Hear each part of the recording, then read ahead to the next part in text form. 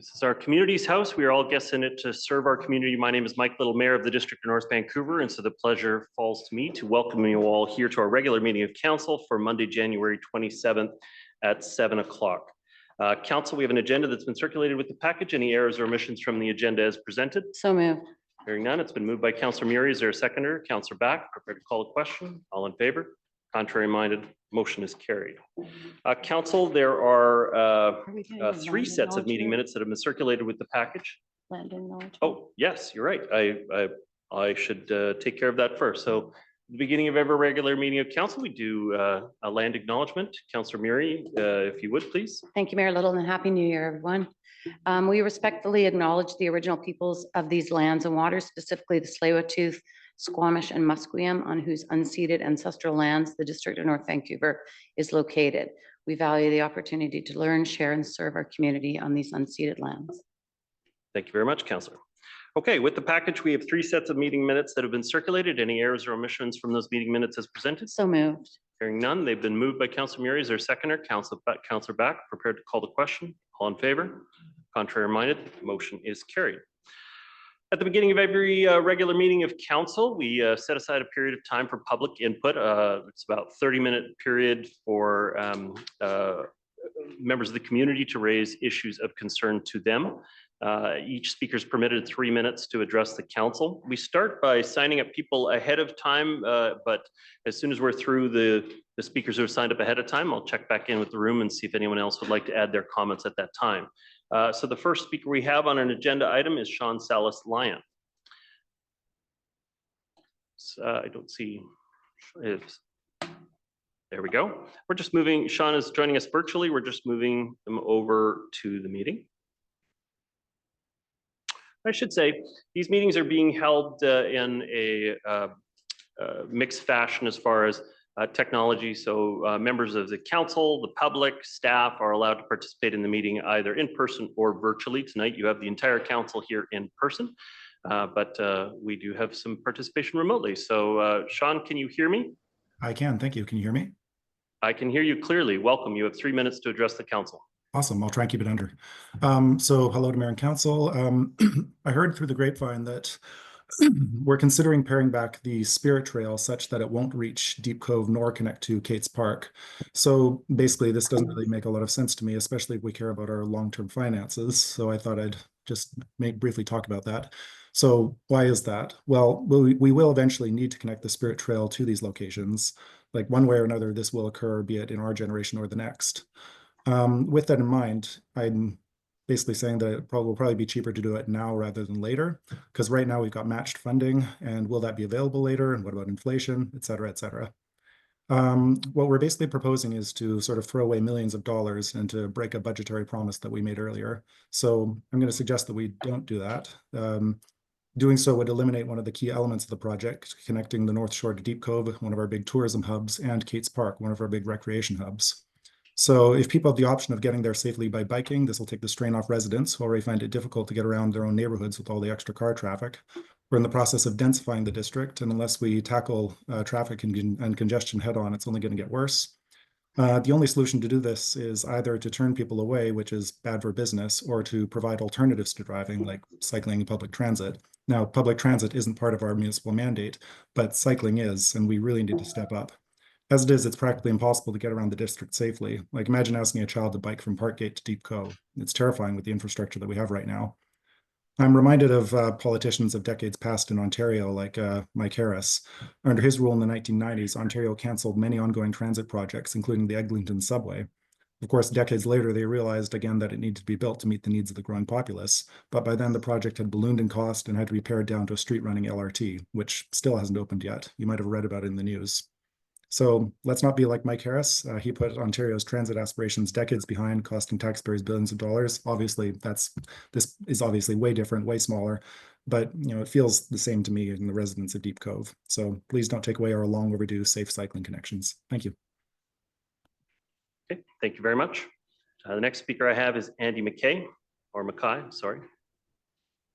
Hello there. Can you Andy, hear me okay?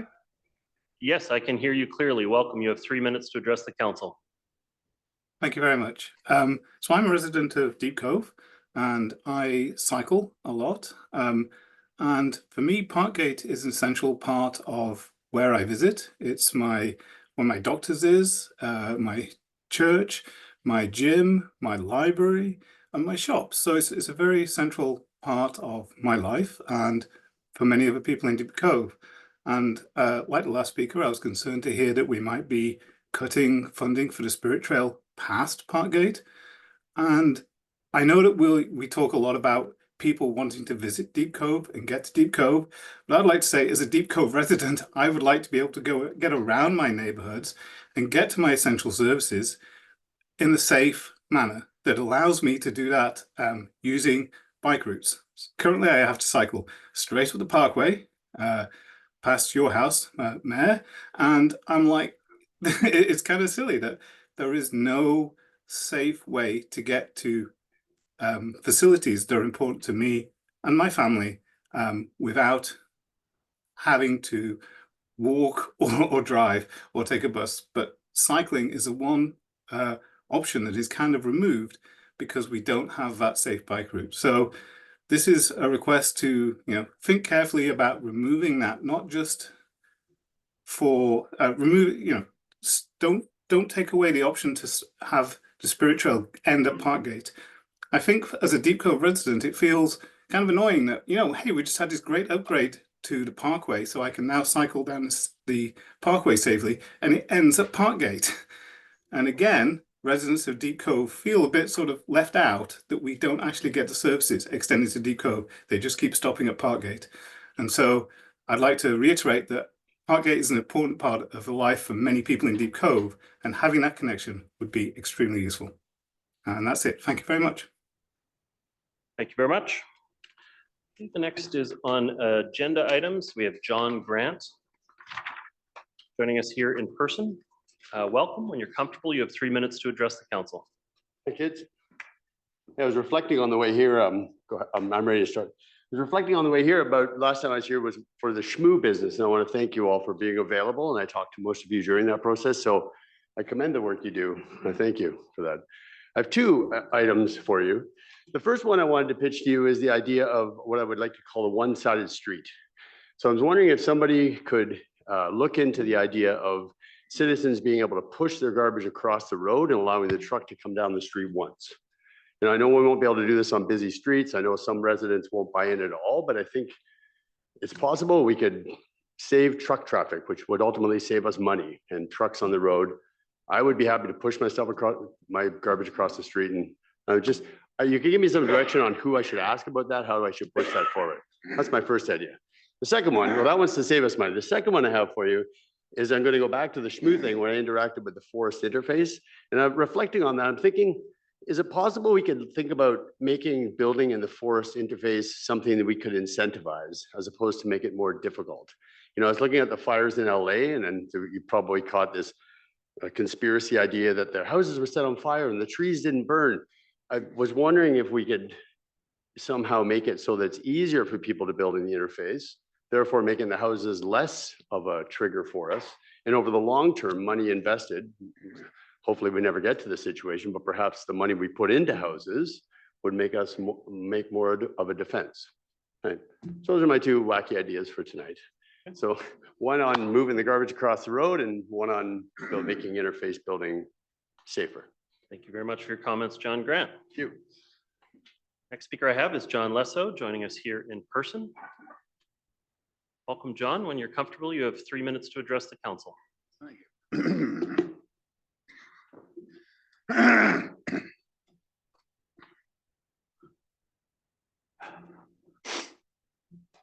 Good evening, Mayor Little and members of council. John Lesso, 3519 Capilano Road, North Vancouver.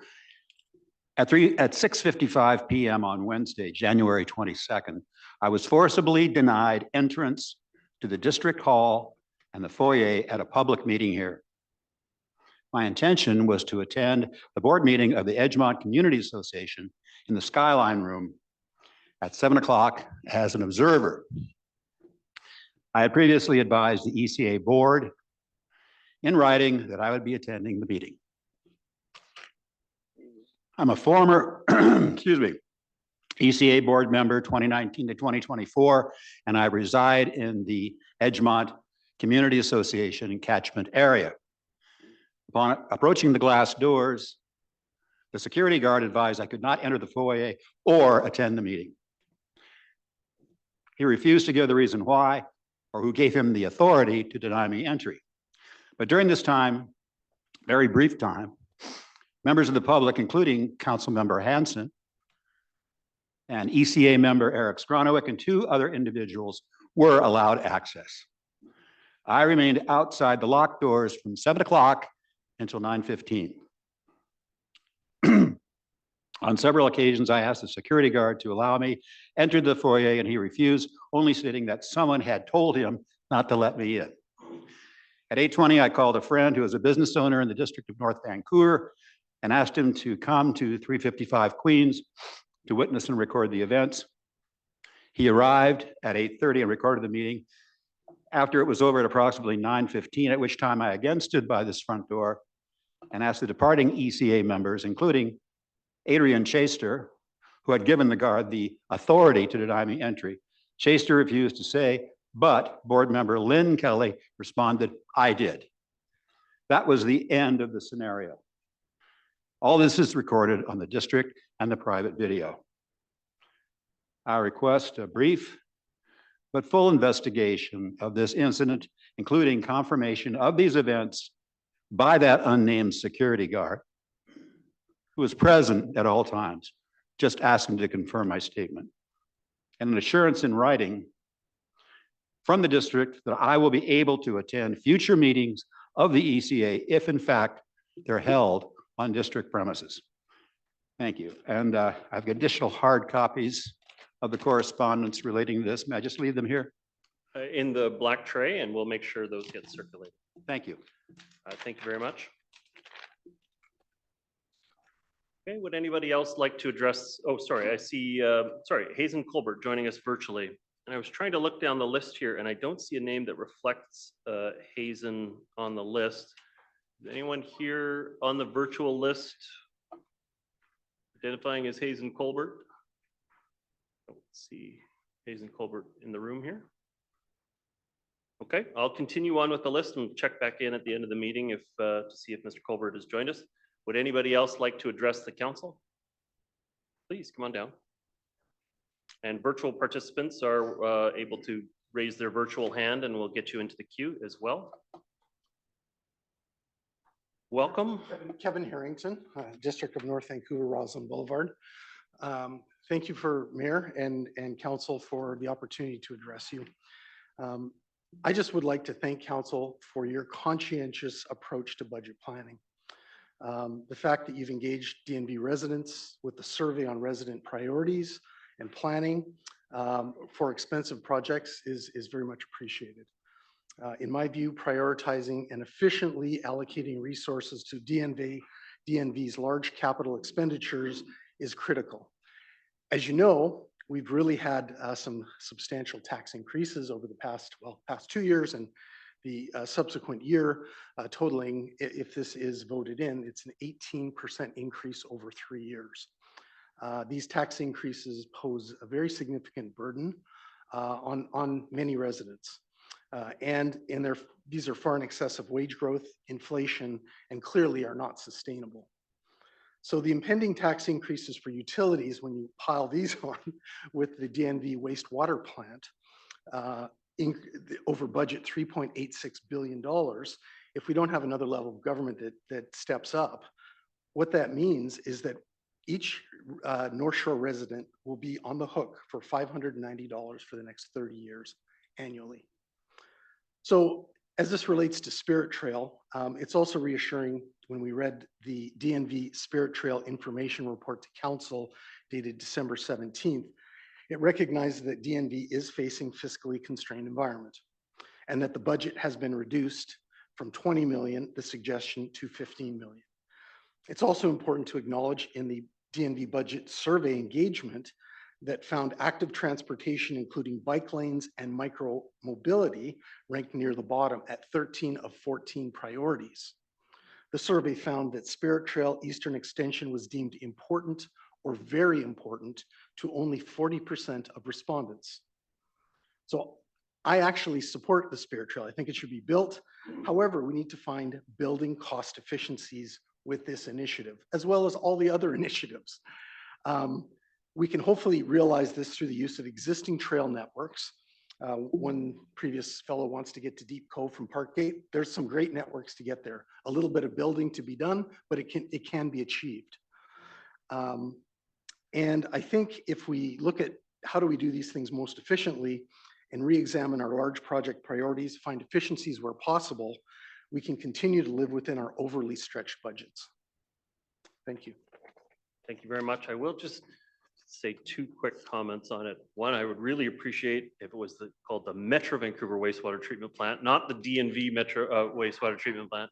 And unfortunately, the number that you quoted of $590, that is only the difference between the third budget and the fourth budget. We still have to pay for the first three budgets. So it's more. It's more like $1,150 per household when you actually put it all together. And so I've heard the media say 590. That was only for the difference to the newest budget from the old budget. Thank you. So thank you for raising it. And you know, unfortunately, it's there's no question that the North Shore has to bear the brunt of that, even though we only have 12% of the voting power at Metro Vancouver, which is very frustrating. Thank you. Thank you. Would anybody else like to address the council?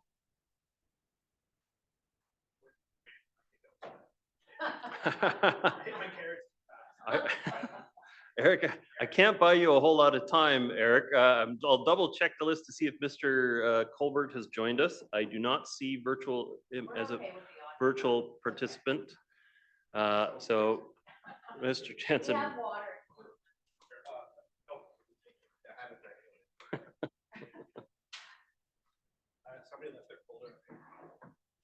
A folio was left. Kevin, is that yours? There you go. When you're comfortable, 3 minutes to address the council. I put my carrots in way too fast. I just thought, anyways, it's too much information. That's what I tell my kids too. Yeah, exactly, right? Great to see everybody tonight. It's been a while since I've been able to be here, but always nice to be in your guys' presence. So thank you for having me, Mayor Little and Council. I'm here. I didn't even know that we were talking about bike lane funding tonight, so it's fun that I get to speak to that. But the reason I'm here tonight is just to talk about the coach house and EV changes. Am I able to speak to those? Looks like you guys are voting on them tonight, right? On The EV charging requirement? yeah, those aren't closed. So Yeah. go ahead. I don't know if people have brought you guys up to speed as to what the ramifications of that could be, the EV charging specifically.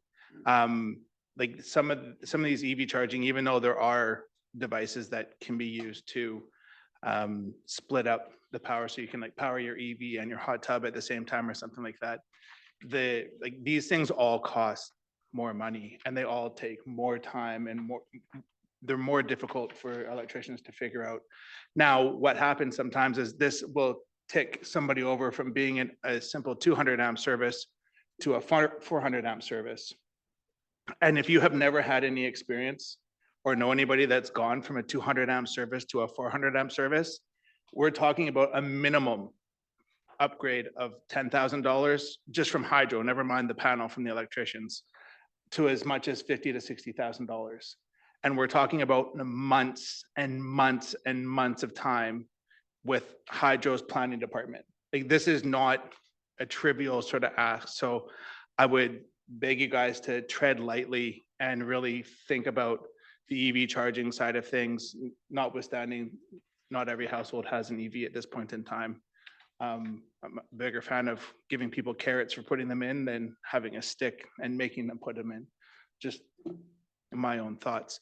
As so far as the coach house bylaw that you guys are also talking about tonight, I think it's great that we're going to be making it easier for people to build coach houses on their properties. I think the limitation of 969 square feet is woefully insufficient. I don't think we should be deciding how big somebody can or can't make their coach house, as long as they're sticking to within the FSR allowed on their property. If they want to go 4951, fill your boots. That's, I think we need to give people the option of being able to house their families on their own property. In fact, I have clients that I'm working with right now that it's a brother and sister, and their parents have left behind the property, and they're planning on building 2 dwelling units on there. So, you know, being able to split that up evenly would be very much to their benefit. As for the bike lanes, they seem pretty empty most of the time, so let's not spend more money than we need to. Thank you. Thank you for your comments. Perfectly 3 minutes.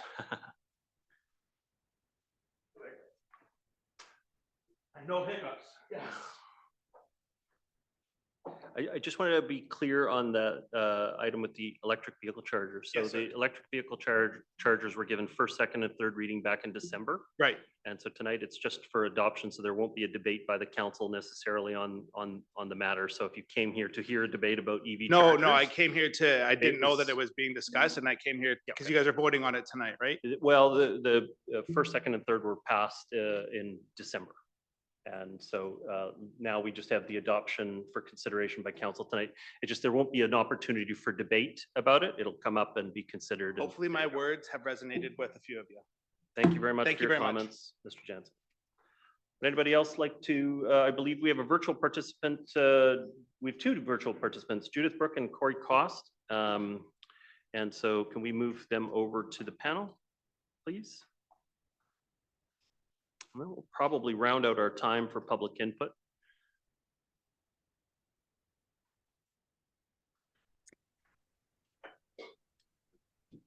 Judith Brooke, can you hear me? Yes, I can, Mayor Little. Thank you for having the time for public input. I'm just wanting to, so I'm a district resident living in Lynn Valley. I just want to thank you for this work you're doing on EV charging.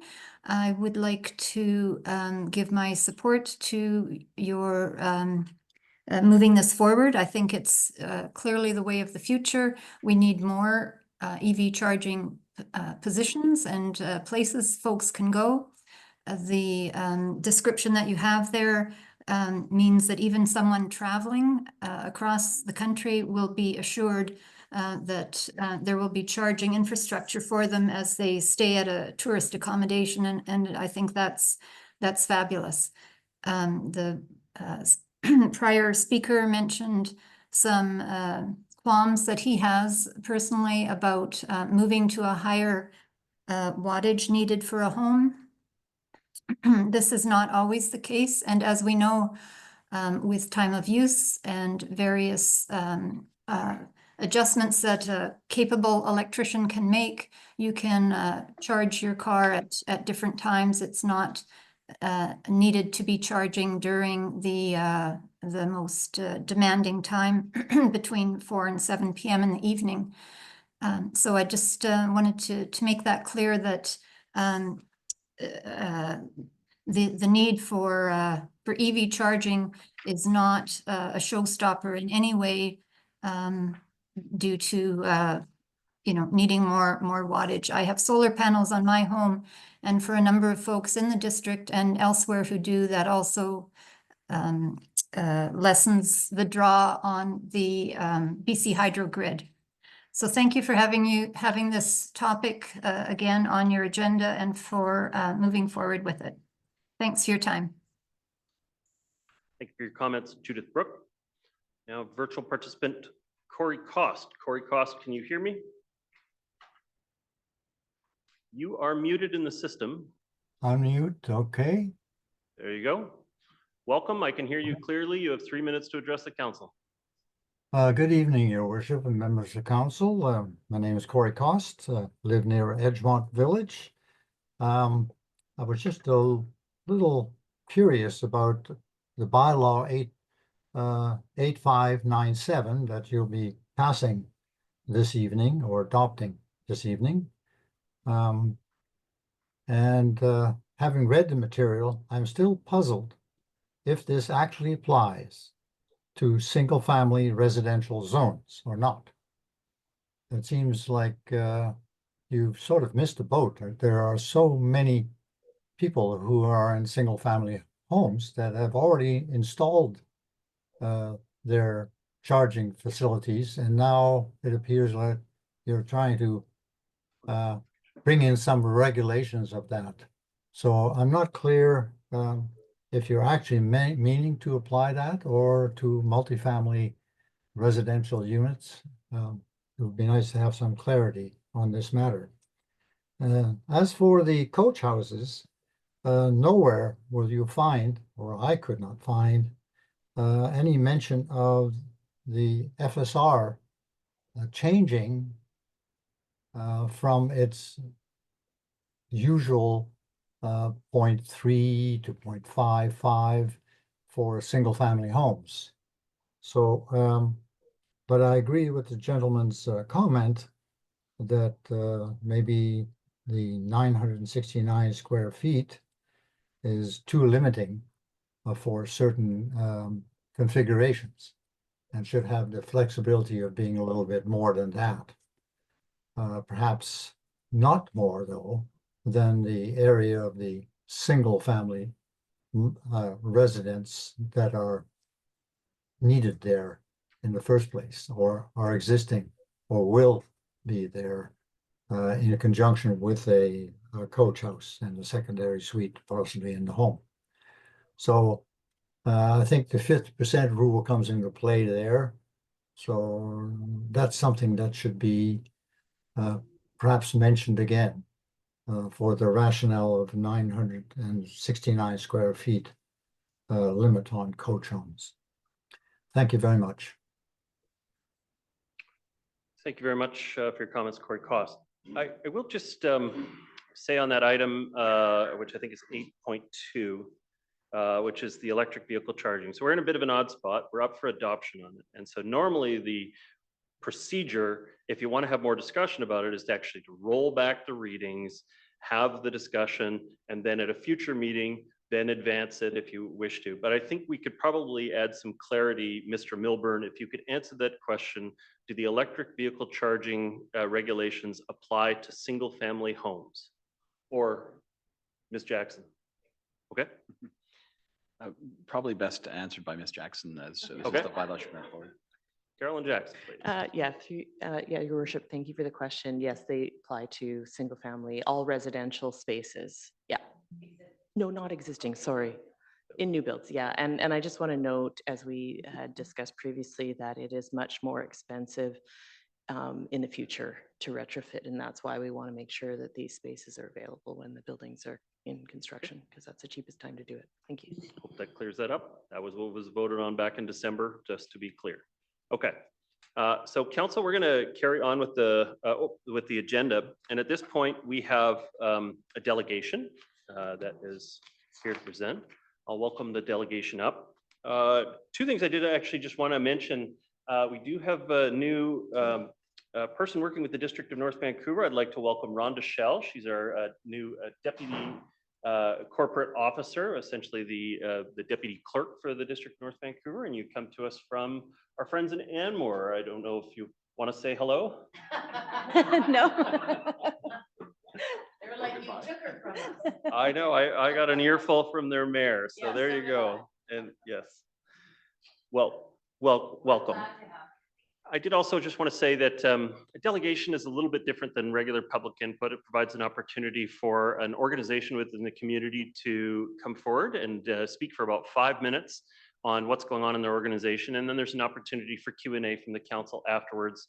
And then the delegation will be received formally at that point. So welcome, Julie. We really appreciate you coming back to the council and looking forward to your presentation. It's great to be here, Mayor. And first of all, just thank you, Mayor and Council, for all your support through our core grants, through the use of your municipal building at Maplewood Farm for our Thrive Family Centers, and all the other ways that you provide leadership and support for us in partnership. Appreciate it. I also just want to say thank you to your staff, your amazing planners, everyone who works with us. the building staff that help with Maplewood Farms and finance and everyone else behind the scenes who are interacting at different times, who make all this possible as well. So I just, they should get some recognition as well.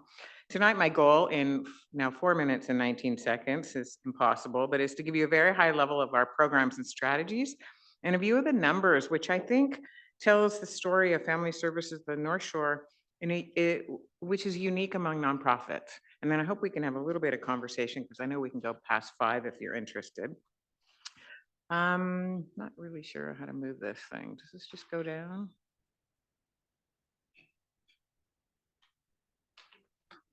There we go. You received our strategic plan in your packet, and there's also paper copies, which are a great read at some point. Again, too long for that. But just to say, like our target population are parents and caregivers, and also people who have been impacted by systemic inequities, trauma, and abuse. That's where we feel like we can have our most impact on community for years ahead.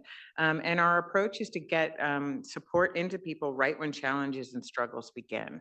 We think that is our sweet spot. And you're talking a lot about money here. I think we're saving you a lot of money in the future with people being healthier and well earlier in their lives. And helping parents do that for their kids is key. And looking at systemic inequities as well.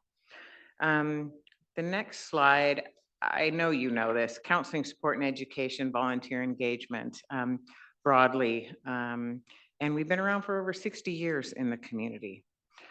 A little quick hit on us. Our annual budget is about $6.5 million. We serve the city and district of North Van and West Vancouver.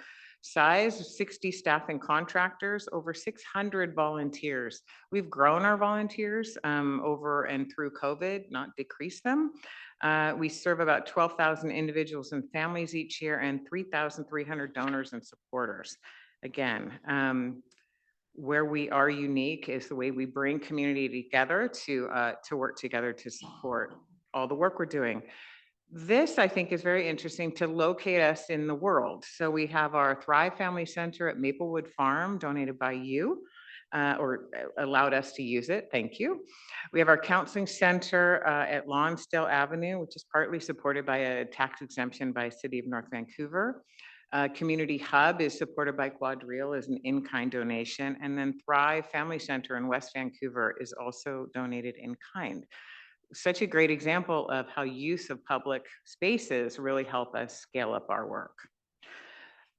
For sure, Thrive at Maplewood is a key location for us. Your residents, the people who use the service, these little kids, they get outside time and inside time in a place that feels very comfortable for them. It demonstrates how municipalities can enable organizations, again, to scale up at no cost. So just a huge thank you. This has been so critical for us. Again, our agency program areas, these are large buckets within each of these bullets. We do a lot of different things, but just to give you a sense, and I'm happy to answer more questions. At Thrive, we have free family drop-ins. Those help parents with child connection, healthy child development, social connections. We have counselors who are there, parent educators, and we bring others in community in as well. A unique thing on Sundays, we have pancakes and play with dads. We've had a 19% increase in parent participation over the last year, which are 1,408 parents from the district. We give 690 referrals to other community supports. There's a lot of conversation about navigators and getting people places. We do that inherently in our programs. Counseling and support is a big thing that we do. Mostly our programs are funded by the province, and then we have some low fee sliding scale and internship program that we support through our funds and through some of yours. We support 173 residents of the district of North Vancouver alone. All of the issues, mental health, gender-based violence, divorce, anxiety, depression. Thank God, we're already there. Okay, I'm going. You can read the rest. The people we serve, you can see that we serve 38% in the district, 45% in the city. You'll ask me questions, I'll be able to talk about that. Our volunteers, we have an incredible amount, 358 volunteers who support our programs. Our funding, you will see, and I just hope you let me continue a little bit. This is really important. Our provincial funding. We're aware of the important conversations about levels of government and expectations that healthcare, including mental health, trauma, seniors and caregivers and other things should come from the province and not primarily funded from municipalities. And that is true for us. And you can see we're in line with this. And you can also see the most unique thing is we fundraise 35% back to the community. I think we are one of the largest funders of social services to bring money into the district that would not come here otherwise. You can see the next slide. It talks about our donors, 30% from the district, 28 from the city, 19 from the District of West Vancouver, 1,000 people joining us, giving money to support our programs. Those are all residents. Complex challenges, the increased service demands, funding is generally flat, costs are going up. We have incredible space needs for the future for our program. Yeah, you can ask me some more questions and I can Thank you speak very more much to that. for your presentation. I heard a veteran move in there where you put a few questions out there for council members to follow up on. So I see Councillor Murray, or first I'll you have move it. I'll move receipt. move receipt of the delegation. Councillor Hanson, will you second? Thank you very much. Councillor Murray, your comments?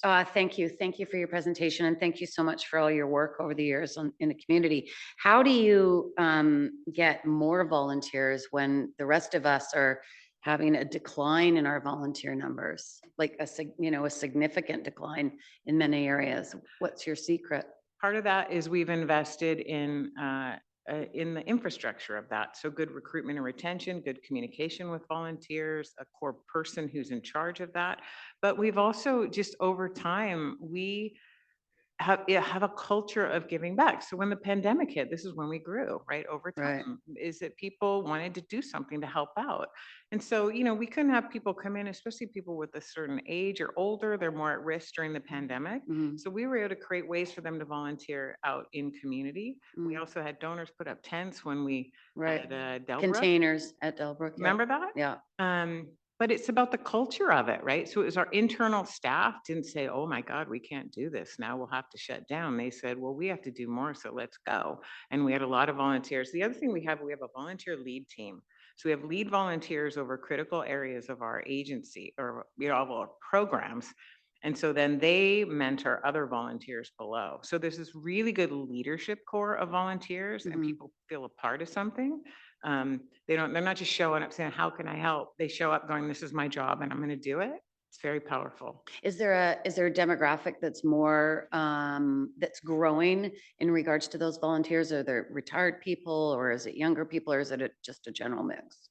It's a mix. I mean, it tends to skew sort of 55 and older. More experienced. Not to mean that's older. No, more. I'm older now. I call them more experienced. Yeah. We are more experienced. That's how I like to. It is where if you have money and you have more privilege in the world, you have more time to give back. Yeah. So it's also us trying to engage in different ways that can work for different parts of our community. And given that we are seeing, we're going to talk about our capital budget and our taxes, everything's going up, the cost of living is going up. We're having more economic pressures than we've seen ever. How are we going to deal with the funding is flat bullet? Good question. Okay. So we got to talk about that. No, we do talk about that. I mean, that's partly why we're here, to continue to show the value. And, our core grant is smaller. It's you probably have many things that cost a lot more than what we get, but we can do a lot more with it, right? But your need is growing. Well, I think it's continuing, if here's the problem, if I can just say, is the people we serve and who need support don't have time to come to council, don't have time to go to the province. And so it makes it harder to totally get the needs met in that sense. But there is continued funding out and long-term funding, your funding, using, spaces in community are all the creative ways we can do to help. We do our best to be as efficient as possible and bring in our own fundraising dollars with other people to pull it all together into being. And that $2 million number is impressive. So thank you for your work and thank you for coming tonight. Thank you. Next, I have Councillor Hanson. Yeah, thank you very much again for your work and congratulations on the success of your organization. You provided us with the agency program areas. I wonder if you could comment on which among these are gaining in demand. Where's the demand growing most? And if that tells us anything about the way the needs in our community are changing. Well, if you put it in the context of who's coming through our door, and so some of it is when supports are harder to find, like counseling support, we get more, and people who don't know how to get help for their kids, or support is very short term. And I understand, like, I'm not being critical, but other supports can be short term. There's a high demand around that. And that is sort of more of the provincial realm, right? Where we're seeing it locally are the Thrive Family Centers with parents who need support. So we've had parents who come in, they have now had their second child, and they had their first during COVID, and they didn't get that experience, and challenges are happening, right? So if you're a young child and you're trying to bond and all you see are people with masks, like there's some impacts on that. But the parents were also isolated. So that is a strong focus of ours, because we know if we do something early on with those families, we'll have the greatest impact later on. It's really those two things. More of our sort of poverty reduction, kind of help people with the basics of life, Maslow's hierarchy of needs at the community hub. That's just huge, but we can only support the people as much as we have. You know, like if we had $100 million of money to do something, we would fill that need. So our wait lists are based on people who find us and who can tolerate waiting for a few months or waiting for service. And a lot of we had to do some sort of triaging at Thrive with our parents, you know, because some wanted to come twice a week, and we were sort of like, well, then we don't have room for others to come. So we have wait lists even for parents. And so we've been trying to just work on that. We did open a new Thrive Center at the hub, the community hub. Again, free space. We have to pay for the services, and we've done that through fundraising. But we are hitting a limit now. So we've been using some money from the bank to keep funding programs because of coming out of COVID, the significant issues in our community. And now we even are needing to scale back. And that is just the impact that will happen in community. So. Yeah. Councillor Beck. Hi, thank you, Julia. Good to see you again. Thank you so much for all the ongoing work that you do. Incredible work as an organization. One of the challenges that I know you mentioned before when you've been here, and I see it's in your presentation, is this whole idea of space needs. And I think we've all been to the community hub down at Capilano Mall, which is a large space, and it's amazing what you've been able to do with that. But I wonder, like, looking to the future, how we address the needs for space, and have you envisioned how it could look differently, maybe smaller spaces in multiple locations, or how can we support this whole challenge? Well, we have, and we did a space needs plan, and we kind of did a modular view of if each program needed space, how much would that be? If we had 2,500, 5,000, 10,000, what would fit where? What would it look like if everything were together or separated? So we're prepared for that, like if we do have that opportunity. That the Capilano Mall space is our most vulnerable space at the moment, unless you all tell me something else about Maplewood. But we had a flood and you helped fix it. So I felt I'd never know how happy we were when we decided we were going to put new flooring in. So it is that, and that's really for, you know, thinking about the community hub is really about where our volunteers come in and feel good to do their work. We pay market rent at our Lonsdale office. If we had space to, you know, to put that in another space that we didn't have to pay rent, all that could go into programs. So I mean, we have had these conversations over time about what's possible. So, and I know it's complicated, right? Things are complicated, but I think continuing those conversations could be really important. And, you know, part of the presentation is saying, you know, to think like we are a nonprofit not taking resources, we're giving resources and we're helping, like we're generative, you know, and I hope we can have those kinds of conversations to see that, you know, because sometimes nonprofits like kind of always asking for money instead of like we're participating, we're partnering together. And if we think about that when we think about space, it could be really neat what we can do. Really neat. Thank you. Thank you. Councillor Pope. Thank you. Thanks very much for your presentation. I think you do an amazing service for our community. I can say from the context of my own family that we have used the services that you offer, in particular the counseling services. And I'm a huge advocate for counseling for everyone. So I'm happy to speak about it and try and reduce the stigma of that. I think that one of the most pressing issues of today is the mental health of our teenagers and what happened to them after COVID, particularly a certain sector of them in years. And between that and these, we're seeing like just this overwhelming problem with depression and anxiety. And so thank you so much for your ongoing work on that, and to your donors for continuing to support your organization. I hope you'll let us know where we can be of the most assistance from the district's perspective. Thank you for that and for the destigmatizing. I think we can do more of that together. Doesn't cost anything to speak openly about these things. Thank you. Thank you. Yeah, just my own comments, similar to Councillor Pope's comments, is that we have a challenge coming, which is and it's here now actually, which is a lot of the young people as they came through COVID were deeply impacted by it. I was chatting with a police officer who's a youth liaison. He said, all of my kids are 06, 07 files, which means kids that were born in 06 and 07 who were supposed to have graduated in grade 7, but didn't finish grade 7, didn't really start grade 8, virtual grade 9.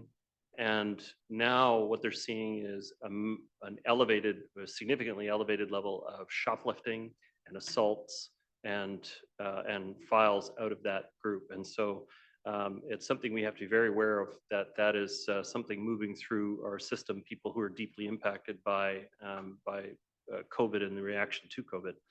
And so I know that you guys are on the front line of that and helping support families and lots of teens in our community in that area. And I just want to encourage you in those endeavors. Council, we have a motion that's been on the floor. It's been moved and seconded. I'm prepared to call the question on receipt of the delegation. Call the question. All in favor? Contrary minded? Motion is carried. On behalf of the council, thank you very much for what you do in the community, and thank you for coming out this evening. Thank you. Yeah. All right, council, moving through with the evening's agenda, we do have some release of closed meeting decisions that are articulated in the package there. We won't read those into the record again. They're part of the package. Next, we're going to be moving on to reports from council or staff. Earlier, I floated around a potential consent agenda, considering items 8.2, 8.3, 8.4, and 8.8 for consideration for consent. Would any member of the council like to withdraw any one of those 4 items for further discussion? Hearing none, that consent agenda has been moved by Councillor Murray. Is there a seconder for it? Councillor Ma, prepared to call the question. All in favor? Contrary minded? Motion is carried. So what that means is if you were here for items 8.2, 8.3, 8.4, or 8.8, 2 of them are just adoptions. One was an issuance and one is an update on the budget for CSAC. Those 4 items have all been passed at this time. And so we'll use the remainder of our time to focus on the other items up for discussion. At this time, we're going to move on to the capital plan approval. So I'll ask the finance staff to get prepared for their presentation. Again, we heard a number of comments of public input along the way, and wondering perhaps in your introduction, Mr. Daniluk, if you can address the question of what the difference is between a canceled project and a deferred project potentially, and how that impacts the capital plan. If you could incorporate that into your remarks, I'd appreciate it.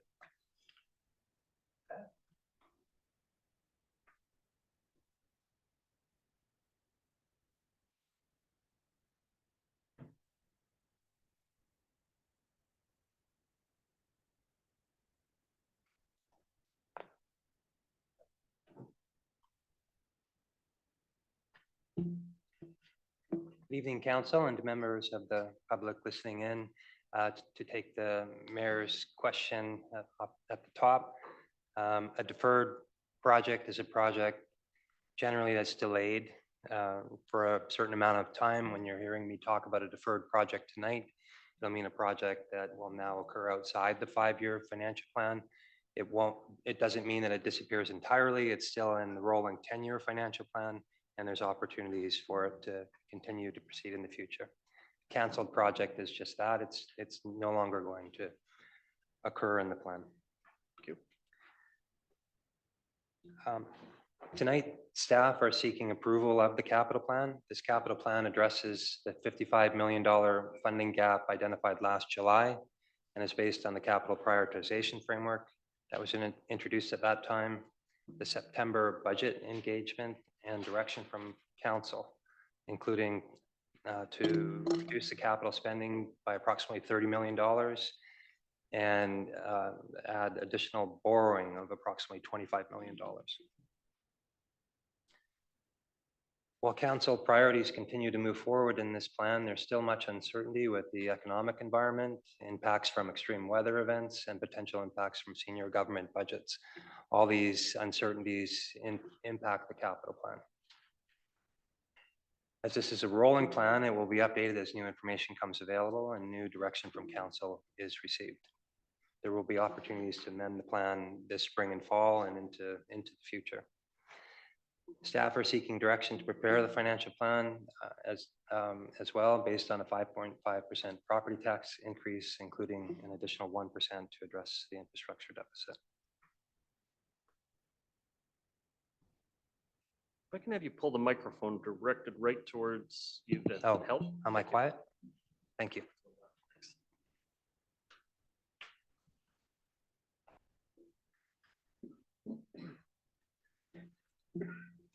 This presentation will be relatively short, and staff will be available to answer questions.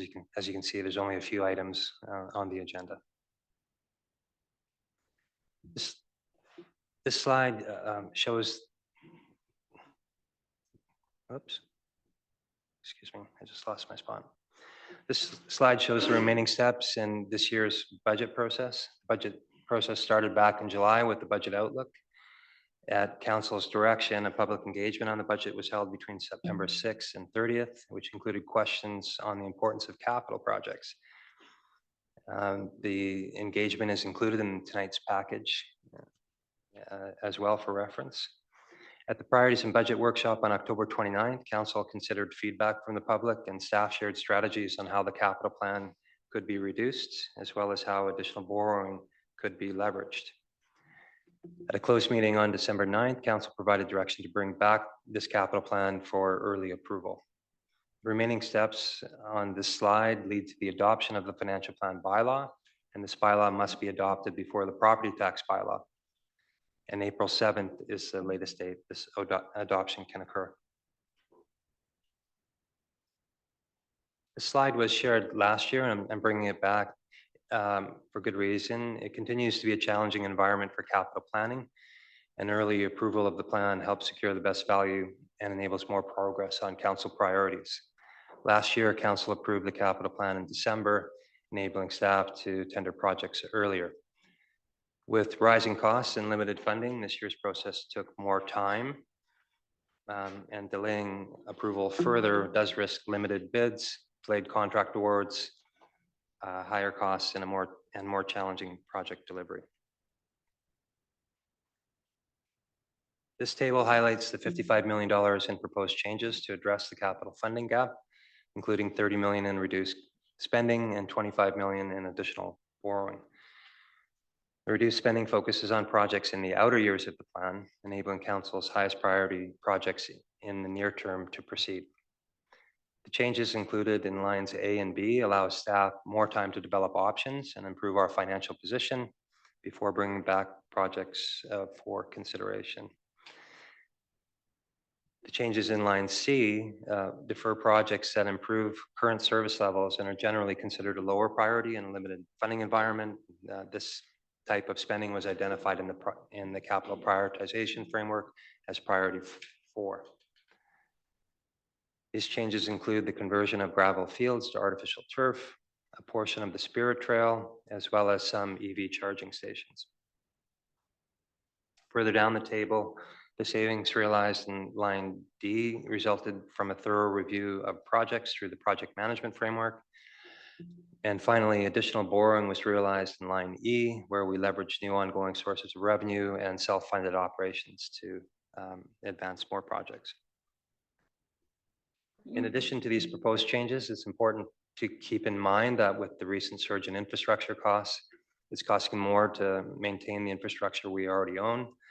And staff will be preparing a state of the assets report for the Finance and Audit Committee in Q2 to report more fully on the financial challenges we're facing with our current infrastructure. Here we have a summary of the 5-year capital plan with the proposed changes resulting in a plan valued at $561 million, which reflects a 5% reduction over the original plan. On this slide, the proposed capital plan funding reflects additional borrowing with a total of $53.4 million borrowed over the next 5 years. And you can see the contributions from others at the bottom of the table. The 5-year plan advances council priorities and includes provisions for future investments in transportation and housing, as well as plans for future infrastructure and amenities. There are also investments in climate actions to reduce risks from extreme weather events and investments in our facilities and technology to improve public engagement, as well as accessibility improvements to our public infrastructure. As a final thought, while this capital plan is within our funding limits, it does reduce our financial flexibility and there's still much uncertainty. We can't afford to do everything, and there will be opportunities to refine the plan through future amendments. That brings me to the end of my presentation. Thank you very much. Okay, Council, I'll be moving the recommendation. Is there a second by Councillor Pope? Just my comments on it. It's obviously a very challenging time financially. We historically had budget increases of 2 to 3% for a very long period of time, and then obviously we hit dramatic changes in the CPI that affects municipalities. It's the consumer price index is actually a basket of goods for a regular citizen in the community. Municipalities have a very different basket of goods because we buy steel and concrete and labor, and so what our cost increases are doesn't always reflect the interest rate and CPI that a regular consumer does. We obviously know that you're impacted on those levels, and when there's additional stress, lower purchasing power of the Canadian dollar, then we know that impact. But the basket of goods for a municipality is a very different makeup from people in the community, and it's highlighted by a lot of the contracts that are coming back, and the construction contracts that are coming back far above and beyond the planned numbers. Not the least of which is obviously the wastewater treatment plant, but it's coming back in forms throughout all of our contracts. And so, even as we talk about Spirit Trail route as being part of the project in general, just across McCartney Creek, is proposed when the construction bids have come back at $7 million just to do a short crossing of the creek. And I think that's a little shocking that that's the kind of ballpark we're in for such short stresses. And you have to go back and reevaluate your priorities and say, all right, well, is there another way we can do this that's going to be more cost effective? Or are those kinds of contracts coming back, are they going to start making some decisions for us throughout the organization? I don't want to be putting forward a 5.5%. I'd much rather be lower than that, but I understand the realities of the work underway, the contracts that we have committed to through our official community plan and through other 5-year financial plans. And I just I know this is a challenge for people to see 5.5 as being an acceptable number this year, but I got to tell you at this stage, I don't see how it's going to be avoidable without a significant reduction in the commitment to projects that we've already very publicly made in our community. And some of which have to be deferred out even to get to that 5.5% number. So I'm very frustrated by this situation. The only solace I'll have on it is that, you know, when we start talking about the increases for per household in terms of expenditures by the district, we're talking about, you know, about $150 per household in additional costs. When you compare that to the federal government with a $62 billion increase in expenditures last year, and you divide that amongst all of the households in Canada, that's an additional $3,000 in spending for every single household in Canada. We're talking about $150 for the municipality. And if you go back over the last 4 years of budgets, which a lot of them were caused and put in motion by the issues that we faced starting back in 2020, it's $10,000 per household in additional spending. Some of it's offset by new revenues, some of it's offset by expanding the currency, but it's $10,000 in additional expenditures per household. And the municipalities are nowhere near that, but it's still tough to pass along the increases that we're facing in this. So I am going to be supportive of the recommendation, but it's obviously a struggle to see the kinds of costs coming back on our construction contracts and our inability to meet out on some of the things that we've committed to in the community. Next speaker I have is Councillor Pope. Thank you very much. And, thank you for all the work that's gone into it. These are very challenging times, to say the least, and balancing the need to keep taxes low with the needs of the community is difficult for everyone. However, I feel this particular budget and capital plan actually divides our community between young, active families and older, long-time homeowners with significant equity and wealth, and between house poor seniors and workers struggling to make ends meet. Compounding the problem, as mentioned, is the $4 billion North Shore wastewater treatment plant fiasco. The mismanagement of that project will cost all of us $1,100 more this year just for the sewer bill. And then last fall, this community was hit by the atmospheric river and unexpected massive expenses from climate change. And we know that there's going to be more. And I don't believe there's enough in this capital plan for that. So while we all agree that we want to keep taxes at 5.5% this year, we around this table, I think, don't have consensus on how to do that. The recommendation from staff is that we stop building the Spirit Trail, defer and delay spending, and defer ATFs and pickleball courts and other needed community amenities.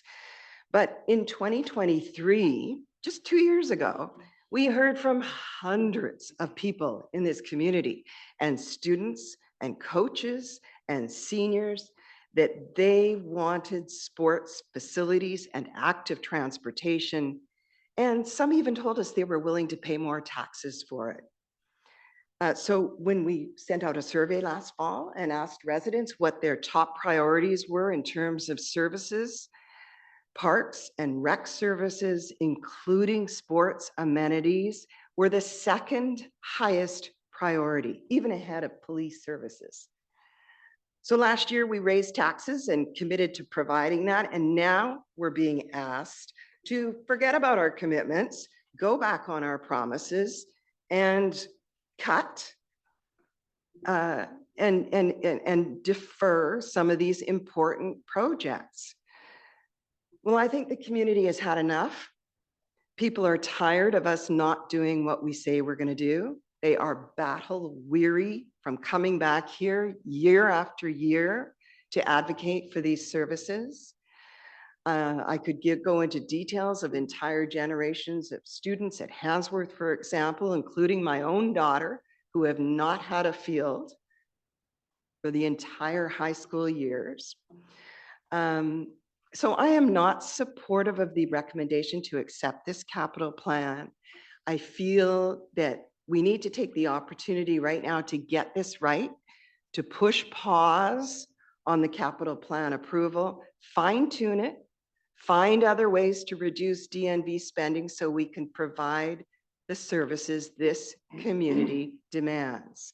For example, we could look at golf, public golf. We've got public golf buildings and public golf. That's close to $10 million we're being asked to spend in the next 5 years for just that item. Well, I think that some of that can be deferred, particularly if it's at Northlands Golf Course where they want to renovate the washrooms.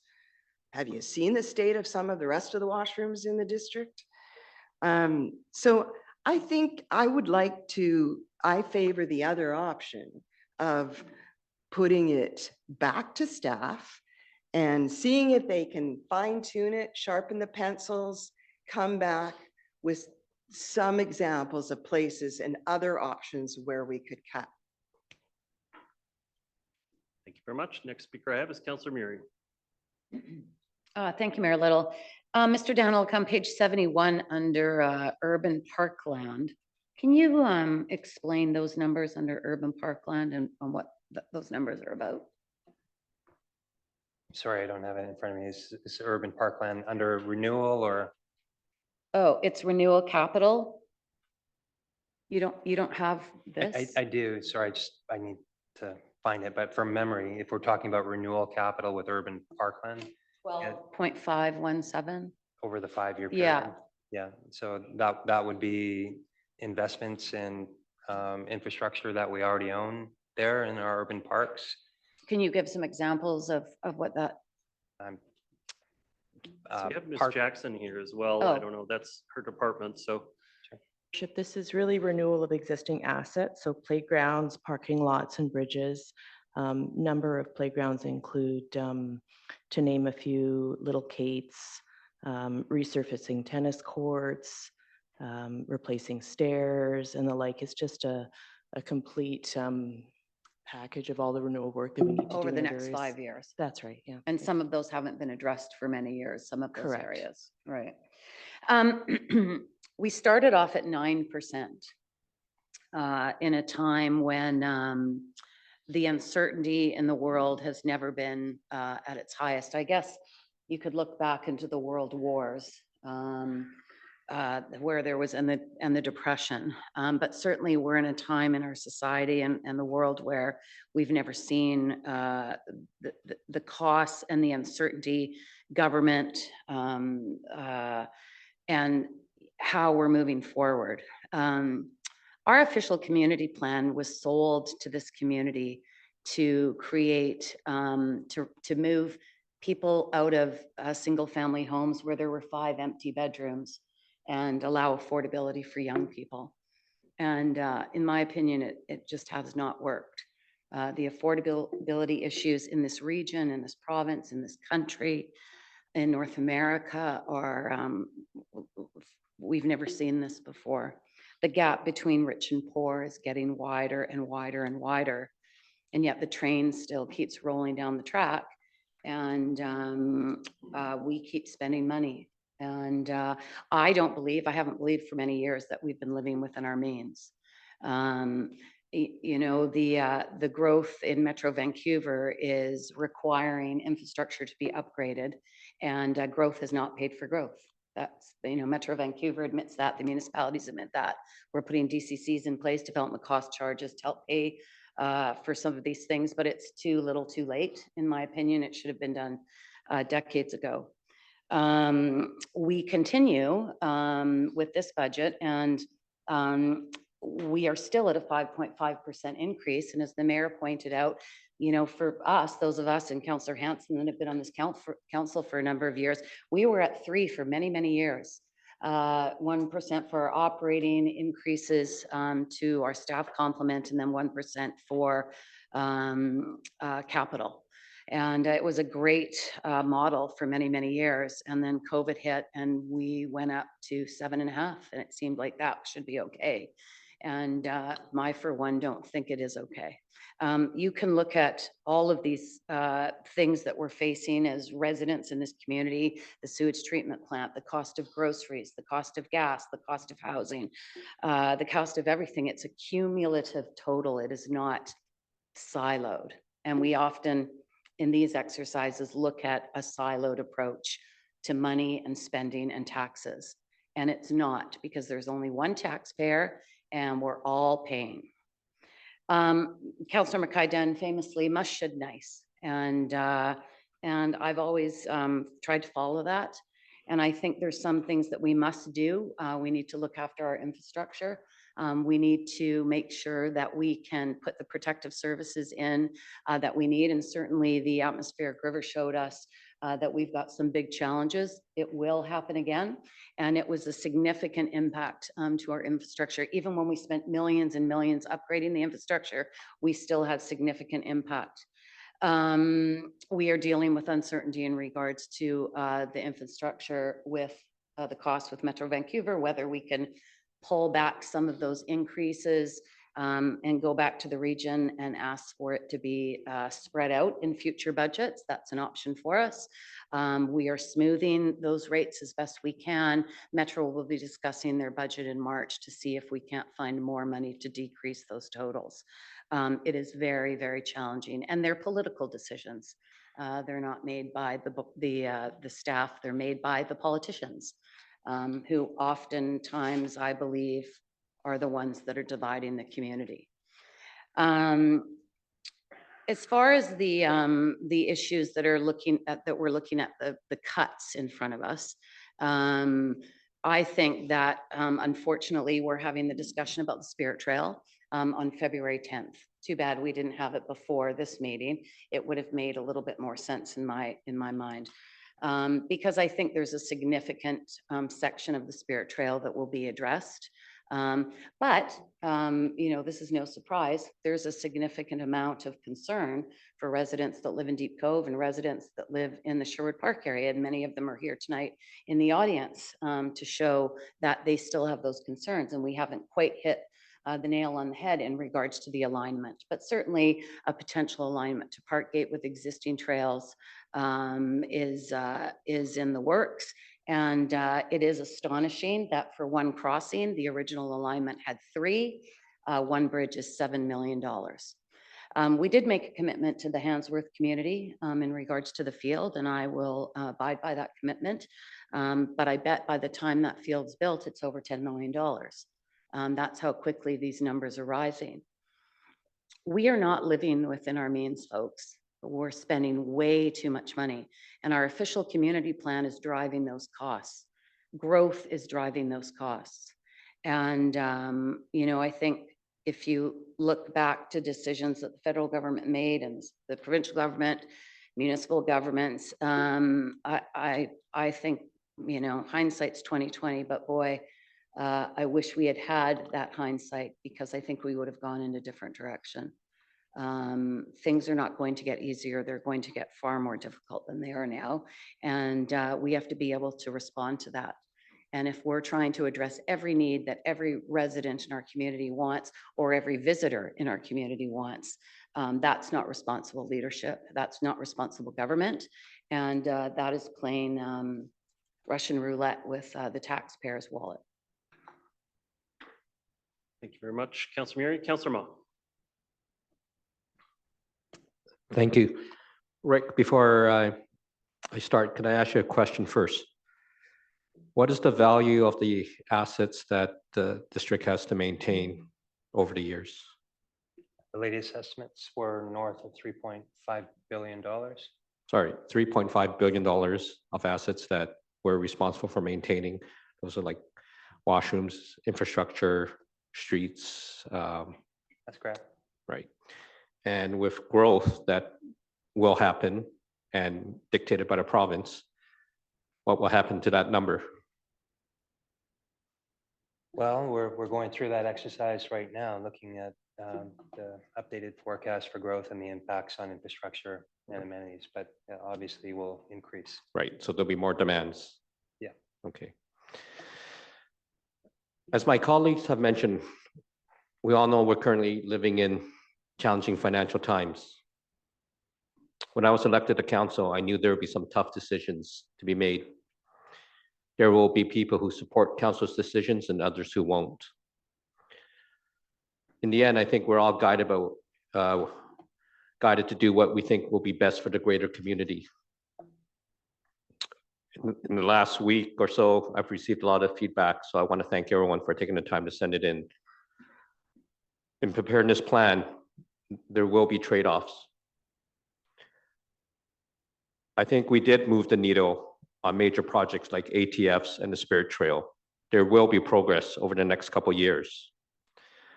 I too wanted the Handsworth ATF to be built by now, but it won't be completed till fall 2026. The Spirit Trail under the proposed plan will reach Parkgate. I recognize we're not going to achieve everything we set out to do when we made decisions back in early 2023. The book isn't closed on that, but whether we get back to that position of continuing with projects will depend on how the financial picture looks like in the future. Whether we like it or not, the situation has changed, and unfortunately, we need to adjust our budgets accordingly. We do have to be fiscally responsible. I believe this report is reasonable and well thought out. It is with this backdrop that I support the staff's recommendation regarding the capital plan as presented, specifically limiting the property tax increase to 5.5%, deferring some capital projects, but also we have to borrow some money to make up the infrastructure gap. That's a significant burden that the district will have to deal with as well. So with all this in mind, I do support the staff's recommendation. Councillor Back. Thank you, Mayor Little, and thank you to my colleagues for your comments and to staff for working hard to bring us a capital plan tonight that tries to really address some of the challenges. As everyone has mentioned so far, these are challenging and certainly uncertain times as we head into the future here. We did make several promises to our community in 2023, as has been highlighted, and I think we need to honor. Those promises. You know, I will touch on a few of them. Spirit Trail has been talked about. Staff have worked very hard to address the various aspects of this project, and I know that we're going to be looking at the progress in a couple of weeks. As Councillor Murray has pointed out, I think the order, it would be more beneficial if we could be having this discussion after we've heard the most recent progress report on Spirit Trail. We continue to hear strong support for the completion of the Spirit Trail, although I recognize how divisive of an issue it's been with the community, and I want to be able to work together to find a solution that's going to work for the majority of folks and help make our community less car dependent and provide viable alternatives to driving, which I think this is one of those key active transportation projects. So I'm really not comfortable with a $5 million cut to this particular project, and I feel we would all benefit from hearing more about where that progress is on that project. Just touching on some of the other items, I look at climate action in the capital plan here, and I did ask the question in November as to who should really be paying for the rising cost of climate change. I think we all experienced it in October with the atmospheric river.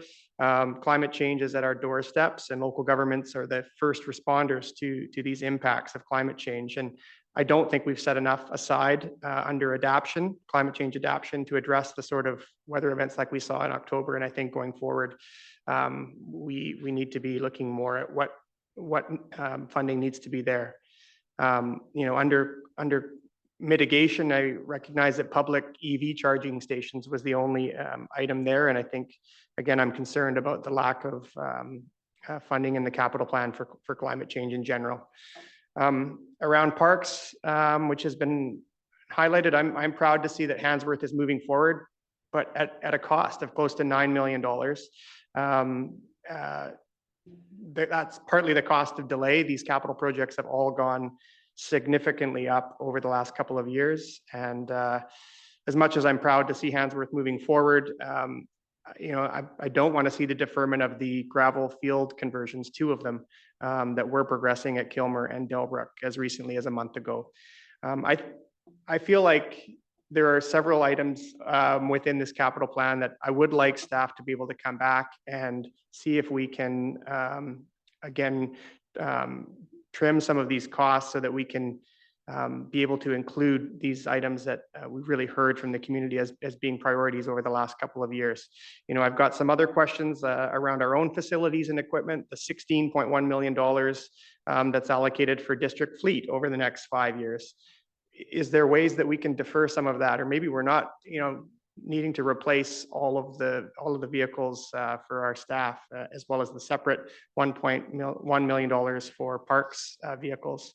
It's not very often that I ask to slow a process down, but in this case, I'm wondering if there's any way that we can refer this back to a workshop for further consideration.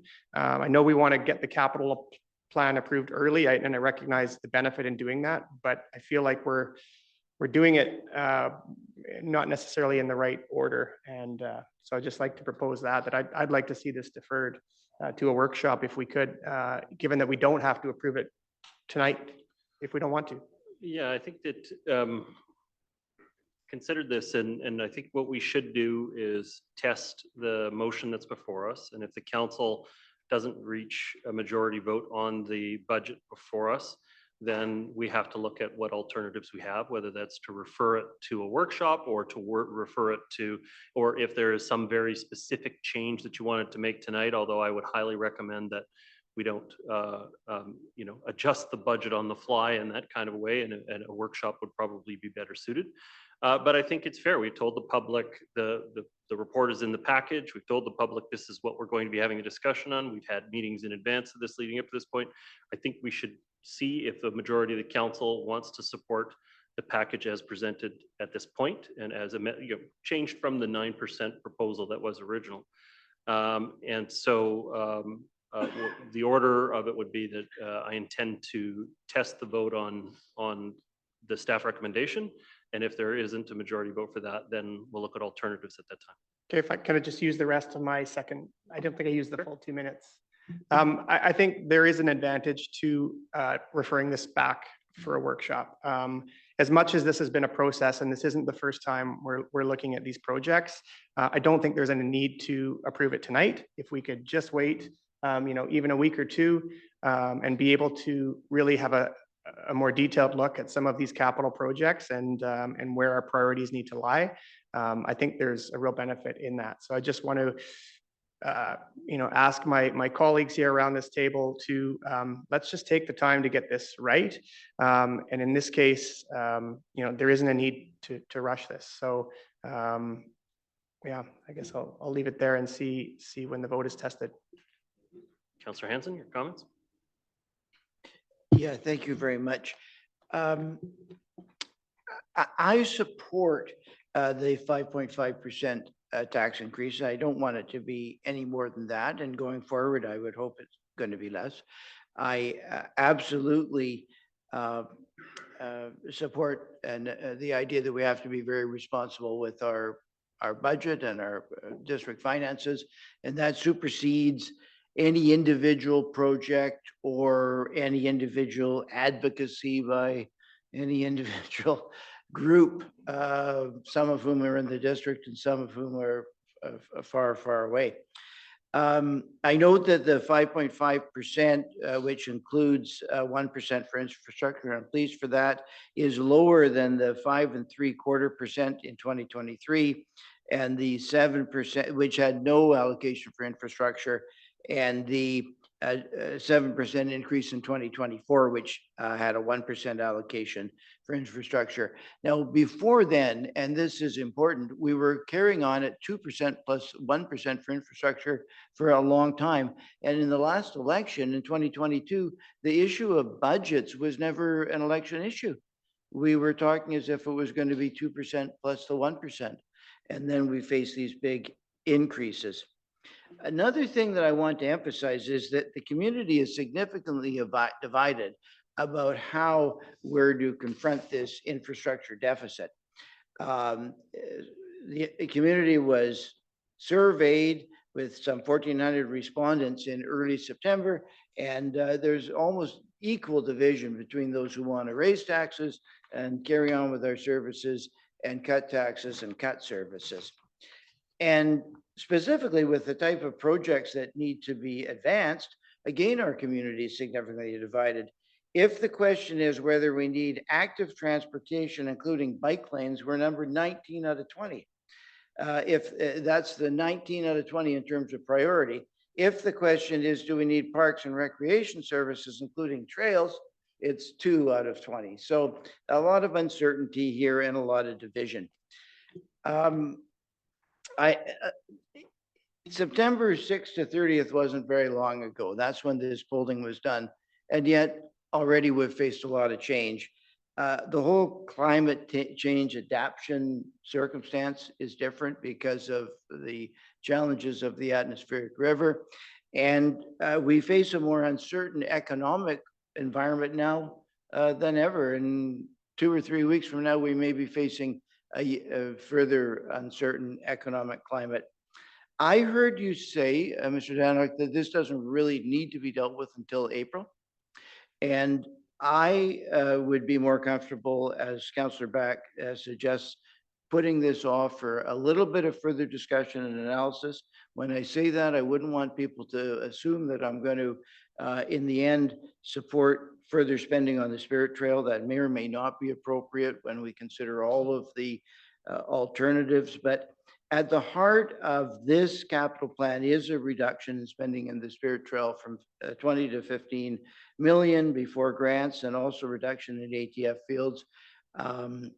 I believe it would be appropriate to delay approval of this capital plan at very least until we have our discussion with respect to the Spirit Trail, which is scheduled for a couple of weeks from now. And also, I would like to engage, have council engage in a more detailed, given the reality that we're going to have to cut somewhere. I would like to have the council engage in a more detailed analysis of what the options are and what the value judgments involved in the allocation, the cutting is. So I would favor one more workshop. I hate to say it, another workshop, but I would favor one more workshop this year on this capital plan before we finalize it. Thank you very much. We'll just say, I think it's important to address, I think I heard you say that we have until April to make the changes. Mr. Daniluk, we have until February 11th to pass a balanced budget. Is that not correct? Under the current time constraints, staff will have to introduce the financial plan on February 11th. It must be adopted by April 7th. And yeah, April 7th, it must be adopted. And so there's no flexibility in that schedule. There are other options with the capital plan but we do need to bring forward a draft financial plan booklet for consideration on February 11th in order to meet the current schedule. So just wanted to clarify that. So February 11th is our own plan date, but we have to have passed 4 readings by the time we get to April 7th. Yeah, 7th. And currently deliberations where you can consider alternatives. That's March 10th, I believe. I have to check, but it's definitely in March. But that's the whole budget, not just the capital plan. That's right. I think people are getting the impression that we have until April 7th to address this issue. This issue has to be addressed before the budget, before the actual April deadline. Is that not correct? We have to produce a plan on February 11th, which reflects a capital plan for council's consideration. This is the plan that's before you tonight. Staff are seeking approval of this capital plan for a number of reasons. There's lots of benefits.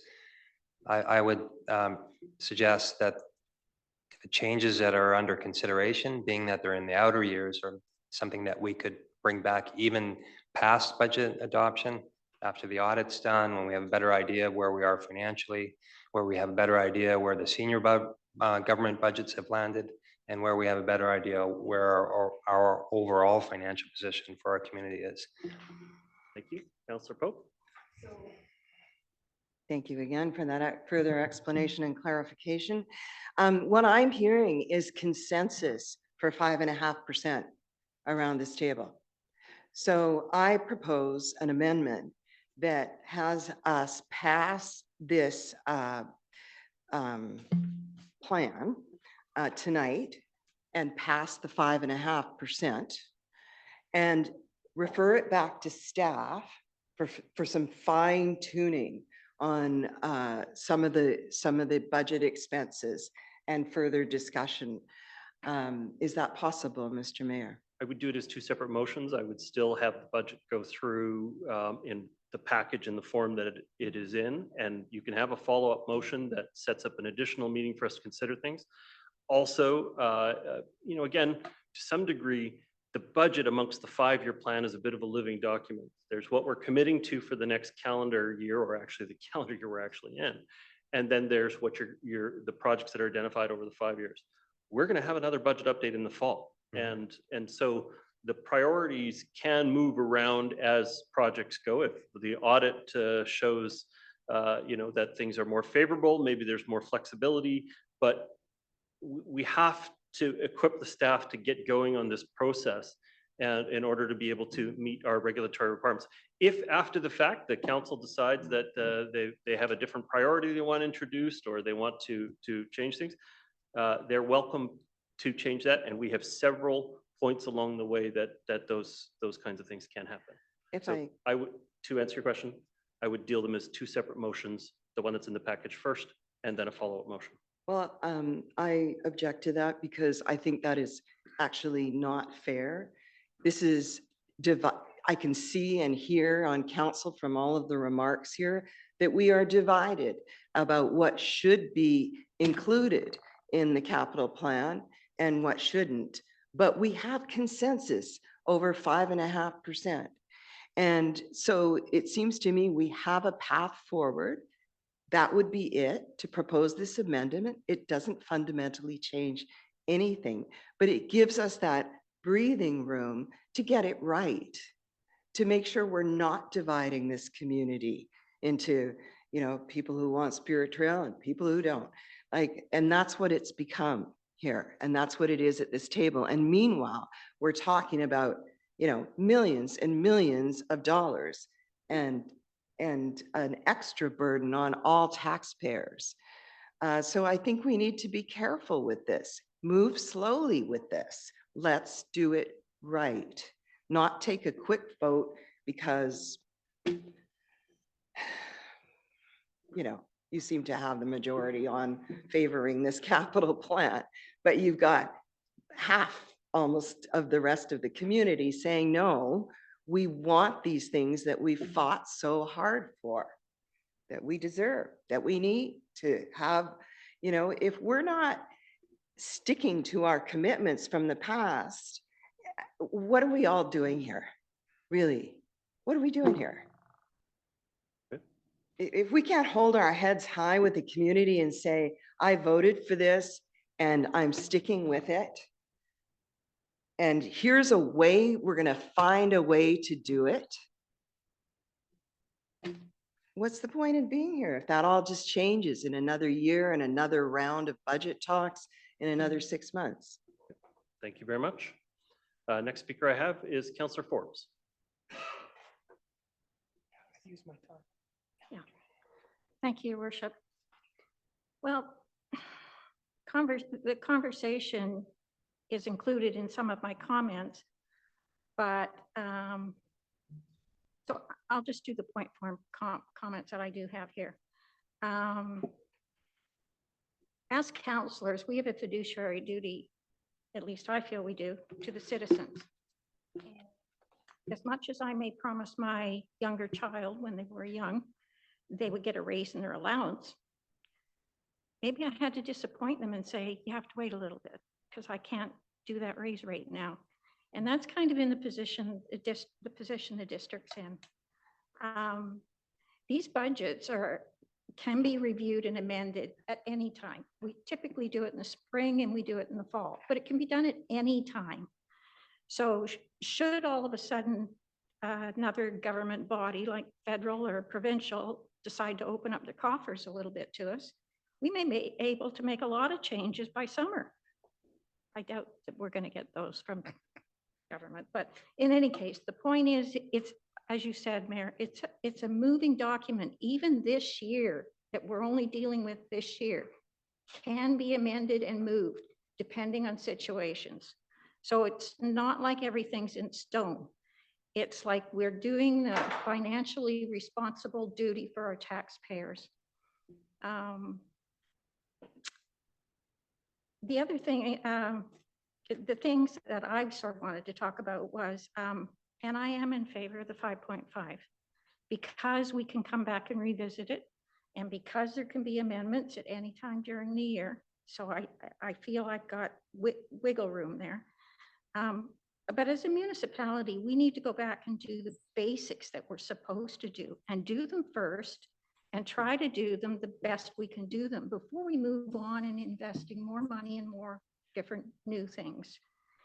And so I looked at some of the survey, quite a bit of the survey results, and under the importance of services, the 5 top things that came in under services were utility services, parks and rec, garbage and waste, engagement in decisions, and road maintenance. And that's what we're supposed to do as a municipality. Those are the basics that we have to cover for you. And that's what you said in the survey, that you wanted those covered. And those were all in the 90% range. And then the next thing was the importance of economic development. And these are all in the 90% range. And utilities, again, this is the importance, putting the community's importance on things. 97% on utilities, 96% on parks and recreation, 94 on fire and rescue, 93 on road maintenance, and 91 engagement. Again, those are all the basics that a municipality has to be able to do.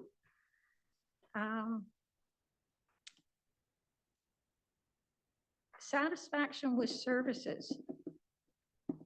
None of them are in the 90%, so I guess we're not really doing it best we could do it. The top percentage there was library, 88%, garbage, 87%, fire and rescue and utilities tied at 86%. So according to the survey, those are the basics, and we need to do a little better at them. The importance of where the tax dollar goes. Aging infrastructure was surveyed at 87%. We can't hold back on doing that. We don't want everybody's sewers and drains and everything collapsing and homes being flooded like so many people in Deep Cove had. Culverts and drainage, 84%. So all I want to point out is you have told us in the survey that you want us to cover the basics and you want us to cover them a little bit better than what we've been doing. So given that, and given that I know that at any time there could be a change in the financial world that would allow us to shift the priorities around from this year, I think it's realistic that we pass this motion at 5.5. We can still go back and talk at a workshop, if just a council workshop or a public workshop, if that's needed, and amendments could still be made. But you have your own timeline that you've got to do as well. And I appreciate all the work it must have took you to find all these, how much we could borrow and how much how much that would affect our services. That's a lot of work. So I really don't want to see you do it all over again if we can avoid that. The other thing I'd just like to point out was the total cost that's allocated for over the 5 years. The cost that's allocated for active transportation is $40,470,000.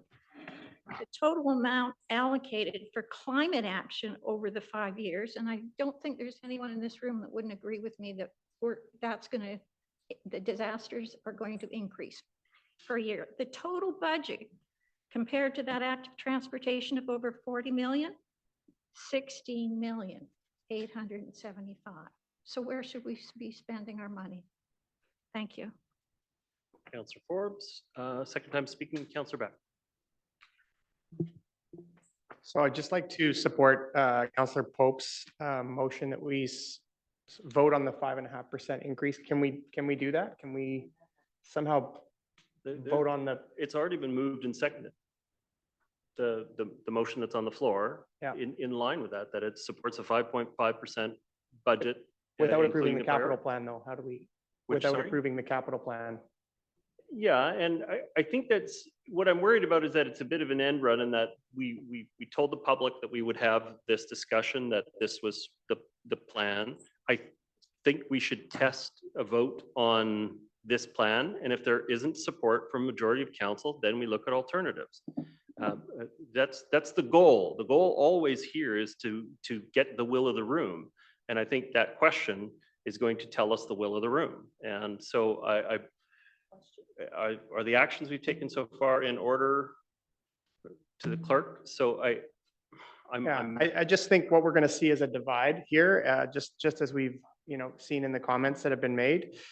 Sure, we have the flexibility to amend the capital budget twice a year, but I think when we set priorities, we generally don't, and we take something out or defer it. We generally don't see it brought back in with one of those amendments. So I would just, again, like the opportunity to be able to look at the capital plan separately, agreeing on the 5%. I was certainly one of the first people in our first budget workshops this year to say that I didn't want to see anything more than about 5.5%. And I think there's agreement around the table. But I think there's also clearly some division around the actual capital plan itself. So would like the opportunity to be able to have a workshop on that. Thank you very much. I will say, and I think I still have 2 minutes, do I? Yeah, okay, thank you. I will say, I think what Mr. Danlick said is very important. That a lot of the more controversial pieces are in the outer years of the 5-year plan. They're not largely embedded in the 2025 year. And so if council looks over its priorities and decides that it wants to change those, move them forward, fund them differently, they're in the outer years of the plan. It doesn't take an immediate effect for us, for the more controversial ones. I think where there's general agreement on the ones that we're taking care of in this year, as we've reinforced over and over again, that the council supports the Handsworth field option, and that would take place relatively quickly. A budget is a plan, not a promise. It's your best guess at a time in advance of what the priorities are going to be and how you're going to achieve them. And staff go in good faith and work on those items that we identify in the budget, but they're not a promise. You can't promise it, because the problem is you haven't tendered the contract, and you can't promise if you don't know how much something costs. And my predecessor, Richard Walton, used to always quote his Emerson, when he'd say, "When the facts change, so do I." Well, when the budget numbers come back and they're dramatically different, you have to revisit the priorities. We have an obligation to be responsible to the community in that regard as well. And so I have a problem with it being framed as a promise. I think that we do our best to see those objectives carried out in the community. And I got to say, we keep getting ranked at the top of the most livable, happy cities to live in. So we're obviously not that far off. So I will just say that I think that if this budget is supported, I am open to talking about the changes going forward into the mini budget that we typically do in September. Again, most controversial pieces are on the outer years of the financial plan and are not imminently being decided by the decision tonight. Councillor Hanson, your comments. Yeah, thank you very much.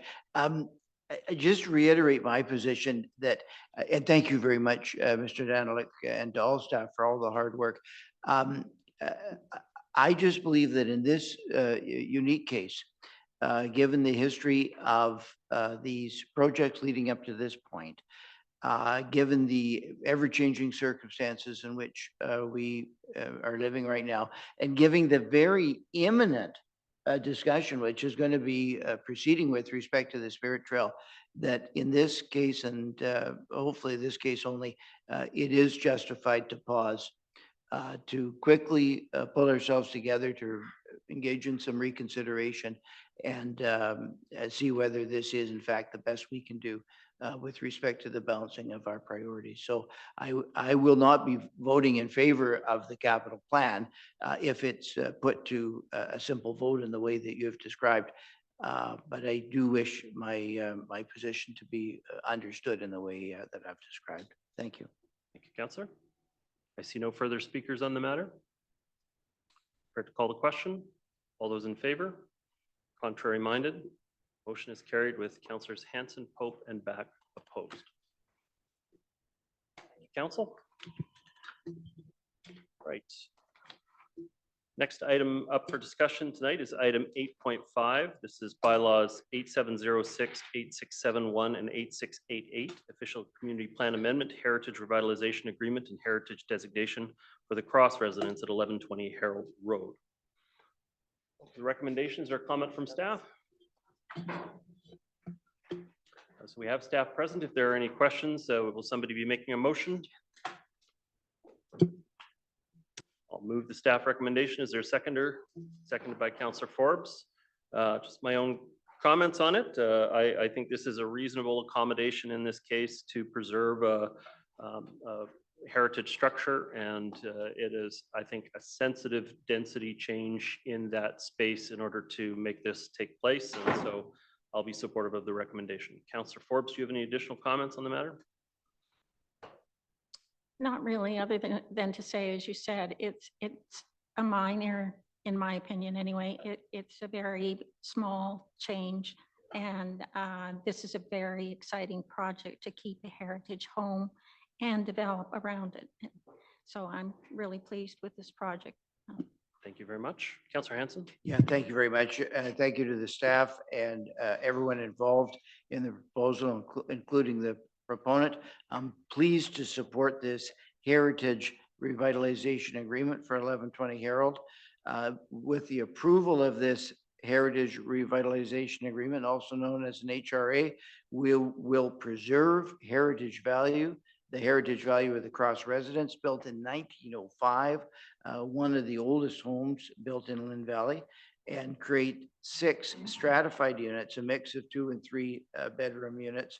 The main Cross residence is to be modified into 1 duplex, and then another duplex will be placed on the site. It's a large site. And then in addition to that, there'll be 2 coach houses, all of this covering a 14,000 square foot site. The heritage value of the Cross residence has been well documented.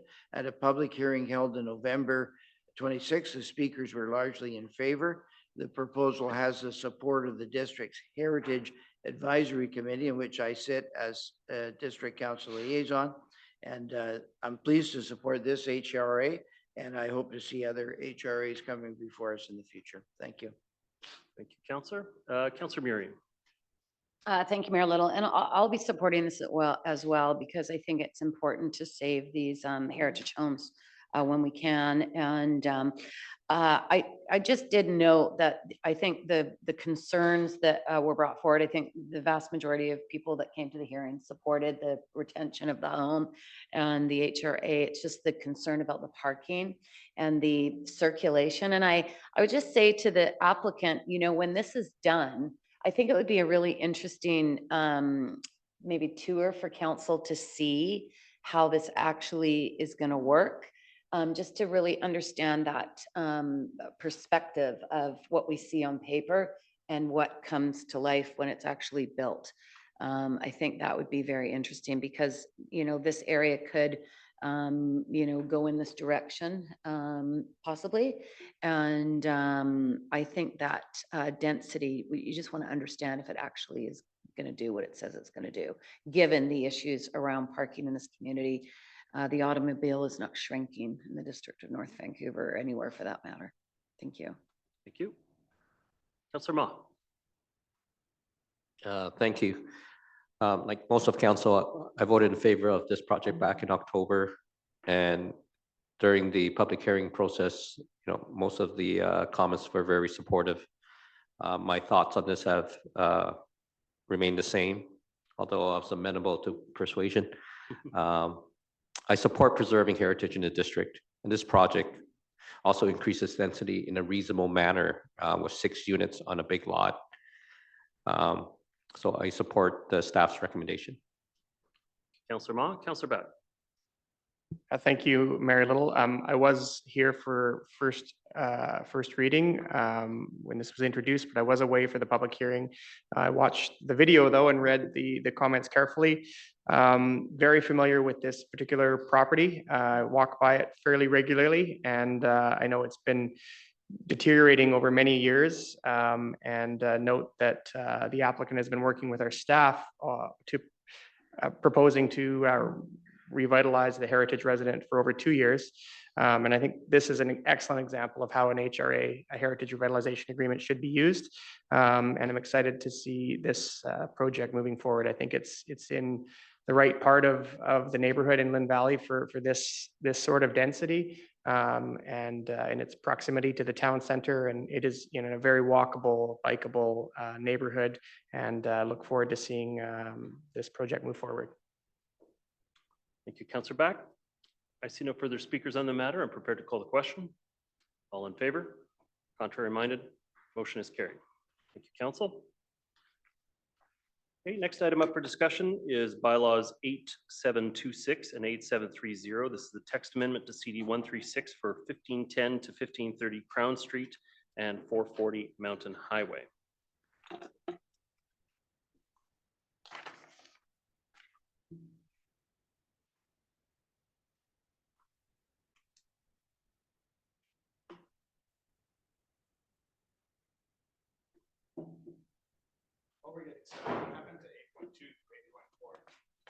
Sorry, at the beginning of the meeting, we passed them in consent. So they were passed.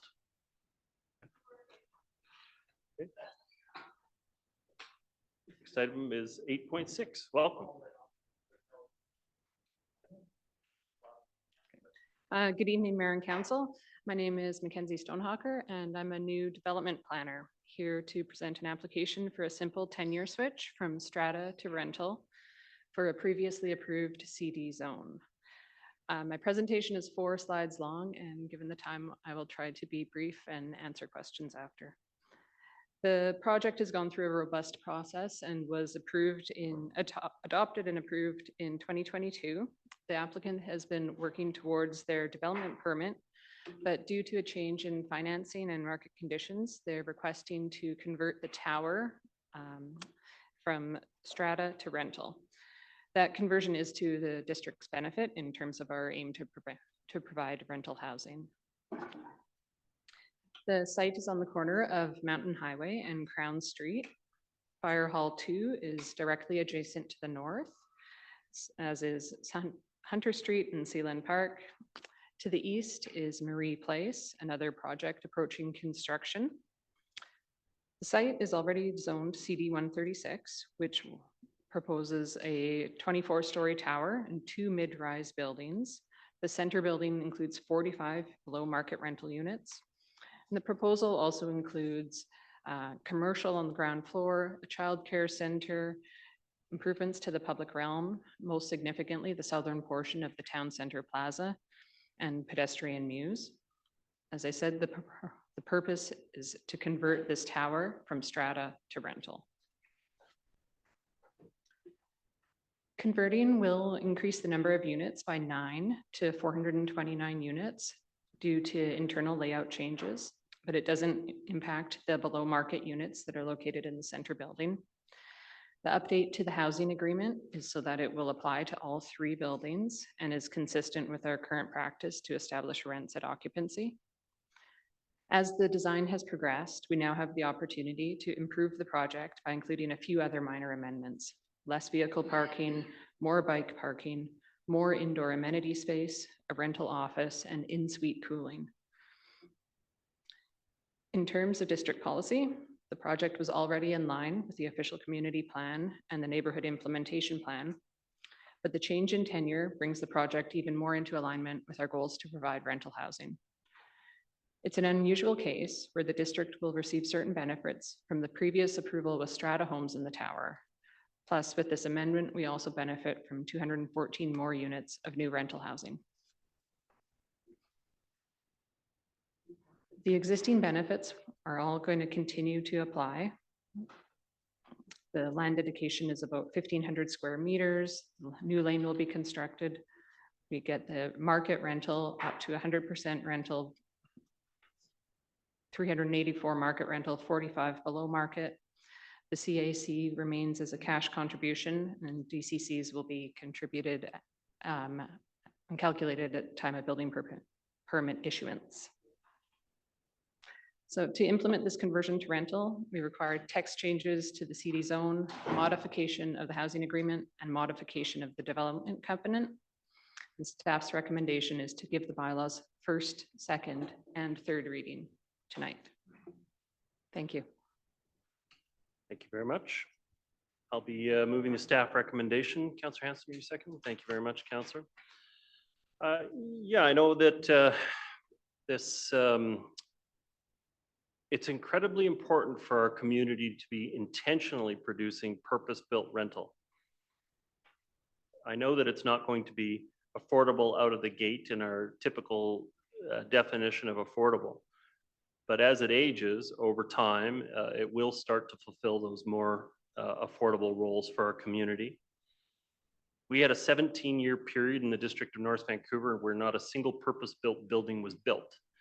And when I was first elected in 2005, we set about to intentionally seek out purpose-built rental projects so that even just a few a year, just to always be providing stock. Because what was happening was you would, if you were in purpose-built rental, you and you had to be evicted because of a dem-eviction. They were going to do a major rebuild of the building.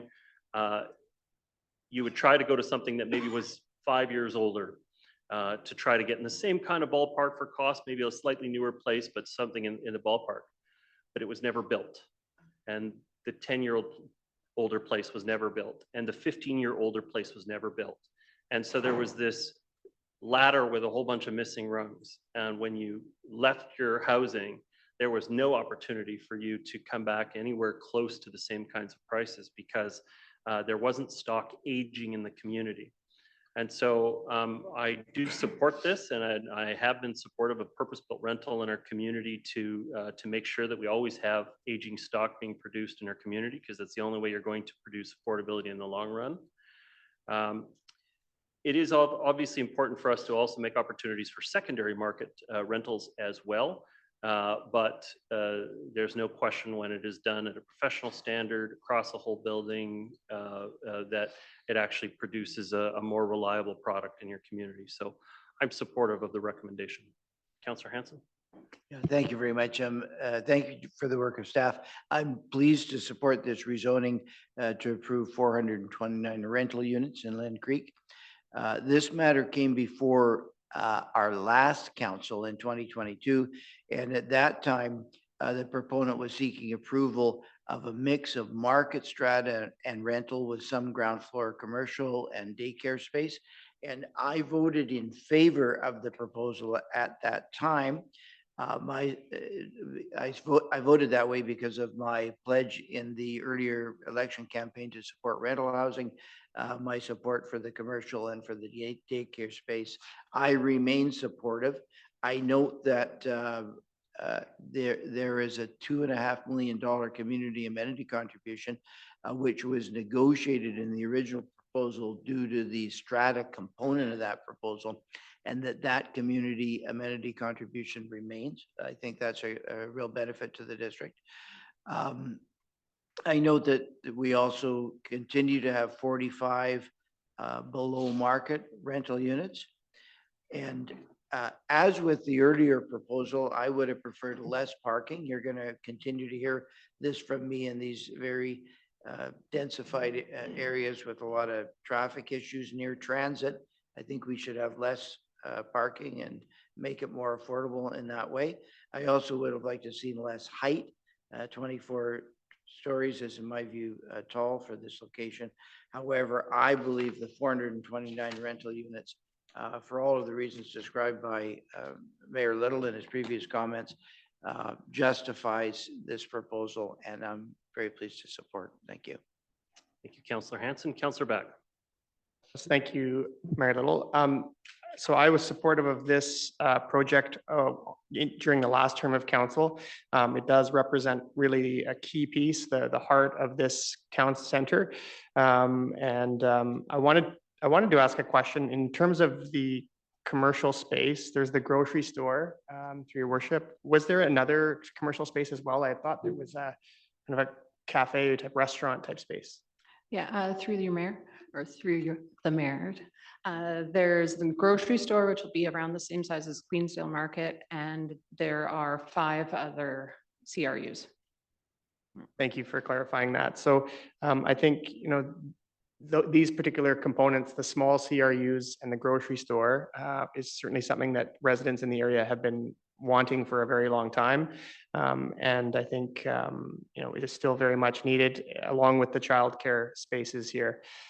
So I think this has always been a good proposal in the right location. I think it's better now, quite frankly, that it's going to deliver this much more purpose-built rental and more public space as well as part of it. So I'm supportive.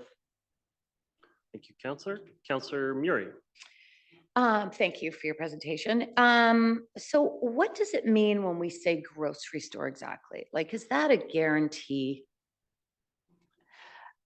In the development covenant, there's a clause that says that the first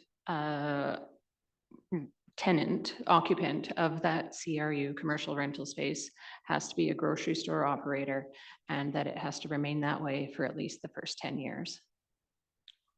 And what happens after the 10 years? Why do we put 10 years in? I'll defer to Dan on that. Mr. Milburn. Why only 10 years? Why not forever? Your worship, Ms. Zhang may wish to add some more, but typically these are negotiated conditions.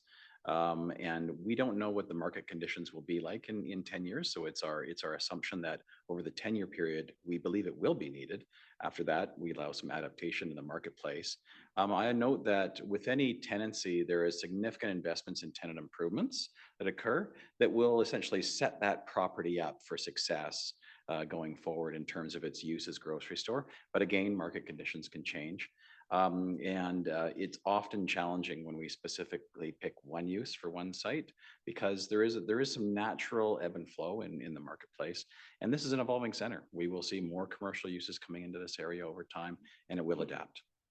Thank you. Well, will we? Because we only have certain, in the official community plan, like if you were to look at Dena, we put restrictions on those units. We have townhouses on the main floor. So we've had, in a very dense project, we have very little commercial. And most of the projects in this corridor are lower density. And the higher density ones, I just don't see the big amount of commercial. We have, in the one across the street that we just toured, is a rec center.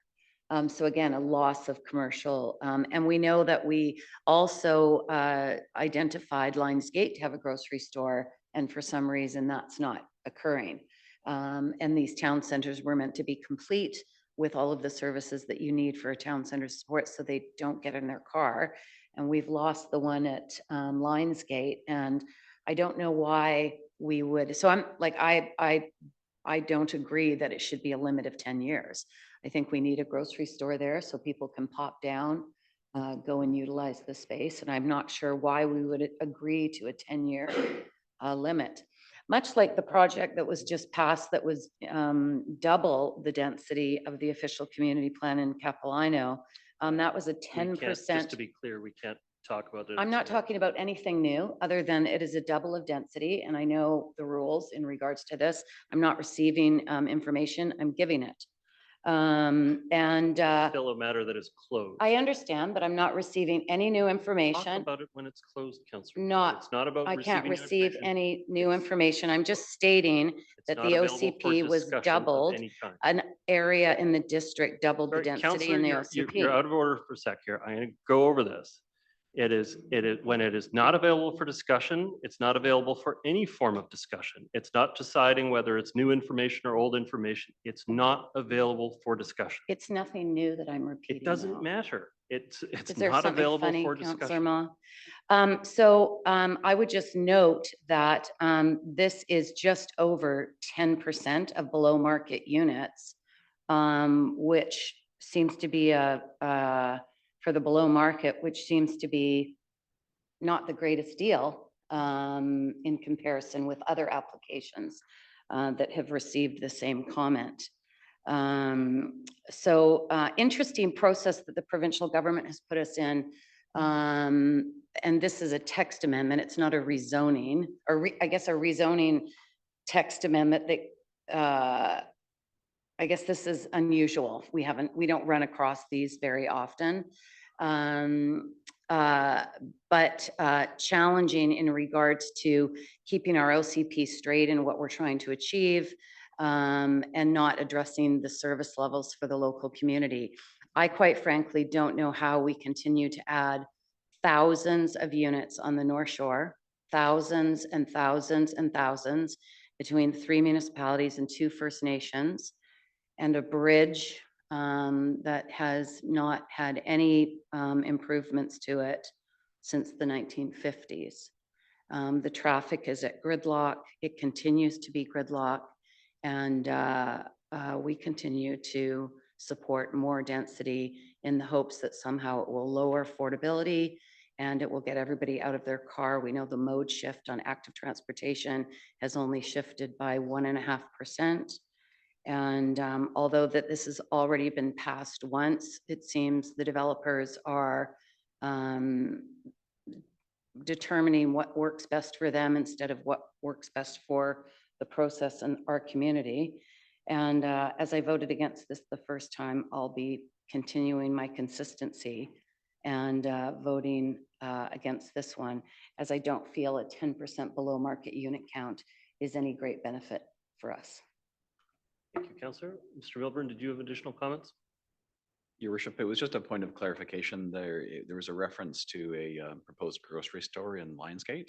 That covenant remains on the title of the property. The owner has expressed to us some concerns about being able to tenant that property and may seek a reconsideration by council, but that would be a separate conversation. Staff continue to enforce the covenant as it was approved by council. The covenant on this property as well, and then will we have the same issue with a property owner not wanting to follow that covenant? What's the point in covenants? Well, the covenant is in force and effect until the council releases the conditions of the covenant. And so we can't obviously tie the hands of future councils in their decisions, but it is what it is. It is in place on the Lionsgate, and it will be in place on this one if council votes in that direction tonight. It does seem that we've been not very successful in creating complete town centers, especially when we can't even get a simple grocery. And again, the covenant is still in place on that property and is reserved for that purpose. Councillor Ma. Councillor Ma, you're next up. Thank you for this. I wasn't on council when this was passed.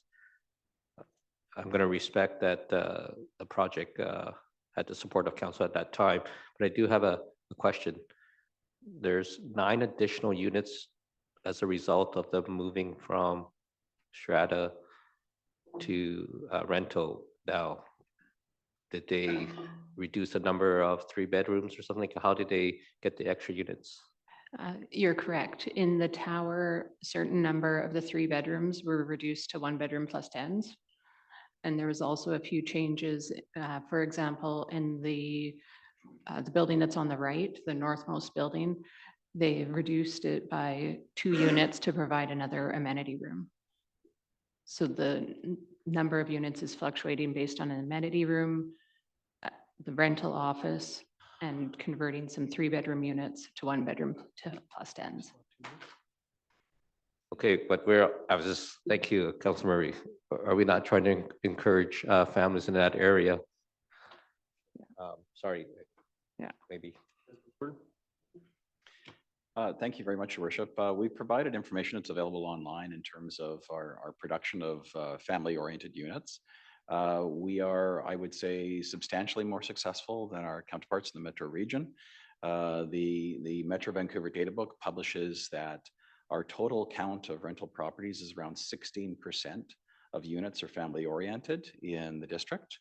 That compares to the Metro Vancouver median, the average of Metro Vancouver communities at 2%.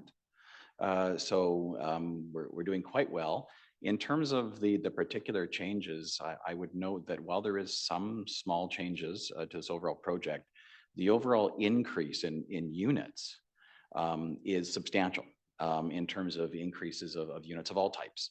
So the alternative is the existing zoning, which is not consistent with the creation of this type of mix. And staff are recommending that the unit mix is overall consistent with council's objectives for creating family-oriented opportunities. A small change in tweaking number of units will not have an overall effect to meeting that goal. Okay. And there was an additional CRU created? That's correct. And how did that come about? Through a reallocation on the ground floor, they had been discussions about animating the pedestrian muse that goes from Mountain Highway towards Marie Park Place. And so that was changed from a townhouse unit into a CRU and from 2 townhouse units, I believe, into the ground floor amenity space. Is it only the grocery store that's covered by a covenant, or? In terms of the use? The CRUs? That's correct. The other small CRUs are just commercial. Right, but it's not, there's no guarantee or covenant on those. They can't be converted, or can they?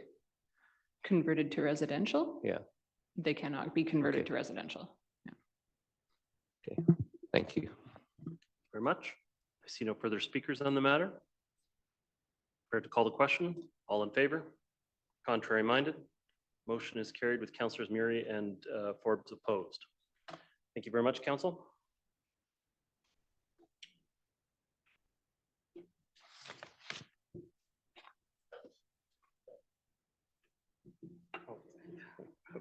Where was it?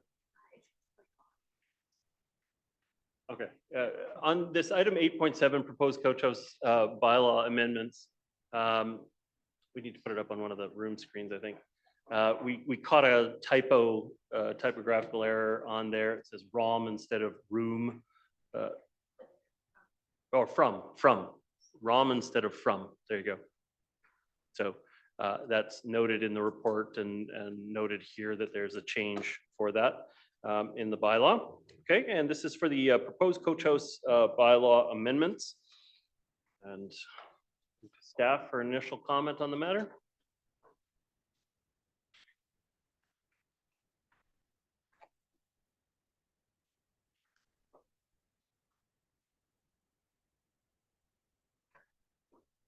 Good evening, Your Worship, members of council and the public. The report and bylaws before you this evening focus on proposed changes to simplify and streamline coach house application and approvals processes. These bylaws were first provided to council at the December 2nd, 2024 regular council meeting. Staff are proposing amendments to 3 bylaws related to the district's coach house program: the zoning bylaw, development procedures bylaw, and development services bylaw. Proposed amendments to the zoning bylaw are minor housekeeping changes to simplify and clarify regulations. Proposed amendments to the development procedures bylaw are to delegate additional coach house related development variance permits to staff and to add guidance that variances should not adversely affect privacy or access to natural light or air to an unacceptable level. Finally, proposed amendments to the development servicing bylaw add flexibility to driveway access regulations for coach houses. All three bylaws are recommended for first, second, and third readings. Staff are available to answer any questions you may have. Thank you. Mr. Milburn, additional comments? Just a reminder for council, this is part of a strategy to conduct some key short-term improvements that would see us approving more coach houses in the community. There is, of course, the intent to come back with further improvements, such as changes to the FSR or the density allowable on single-family properties. But that needs to be considered as part of an overall zoning bylaw update, which is scheduled for this year. That work is ongoing, and council will be hearing more in the future as we bring forward official community plan scenarios and further zoning bylaw amendments. So I noticed that was brought up in the public input portion of tonight, and just wanted to remind council that is in the works to discuss density, and that will be coming in the future. This amendment is specific to the items mentioned tonight. Thank you. Thank you, Mr. Milburn. Okay, I'll be moving the recommendation. Is there a seconder for the recommendation? Councillor Back. Thank you very much. Just my own comments on the matter. I mean, I still think that the coach houses aren't going to form a significant portion of the new housing in our community. The cost proposal is very prohibitive, even if we remove all of the barriers that we potentially have in place. You could still provide housing in multi-unit buildings so much more cost effectively, environmentally effectively, our utilities being able to service them effectively. But it's nice to have it as an option in the community. I think in most cases when coach houses are going to be invested in, and that really is what it is, because a lot of the times coach house costs are north of $500,000 to add that kind of construction to your house because of the utility connections and everything. It's largely going to be taken over by family unification issue. So let's say I decide to pass my house on to my kids, and maybe I move out into what was a garage and turn it into a coach house or some other such thing. That may be of interest to people in the long run.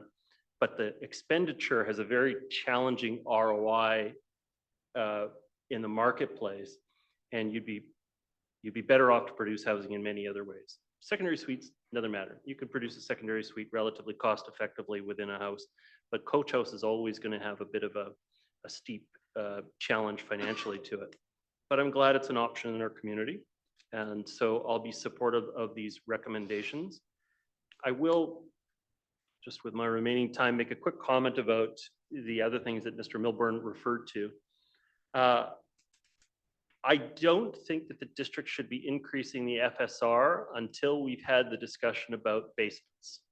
I think that our community, one of the biggest challenges we have when people are redeveloping a house is they come and talk to us about the stormwater management plan and basements. And right now we give an exemption for the square footage of a basement. And I think that practice needs to come to an end. If someone really wants to build a basement, fill your boots, go build a basement. I don't have an issue with that. But I don't think you should get a special exemption from your square footage for it.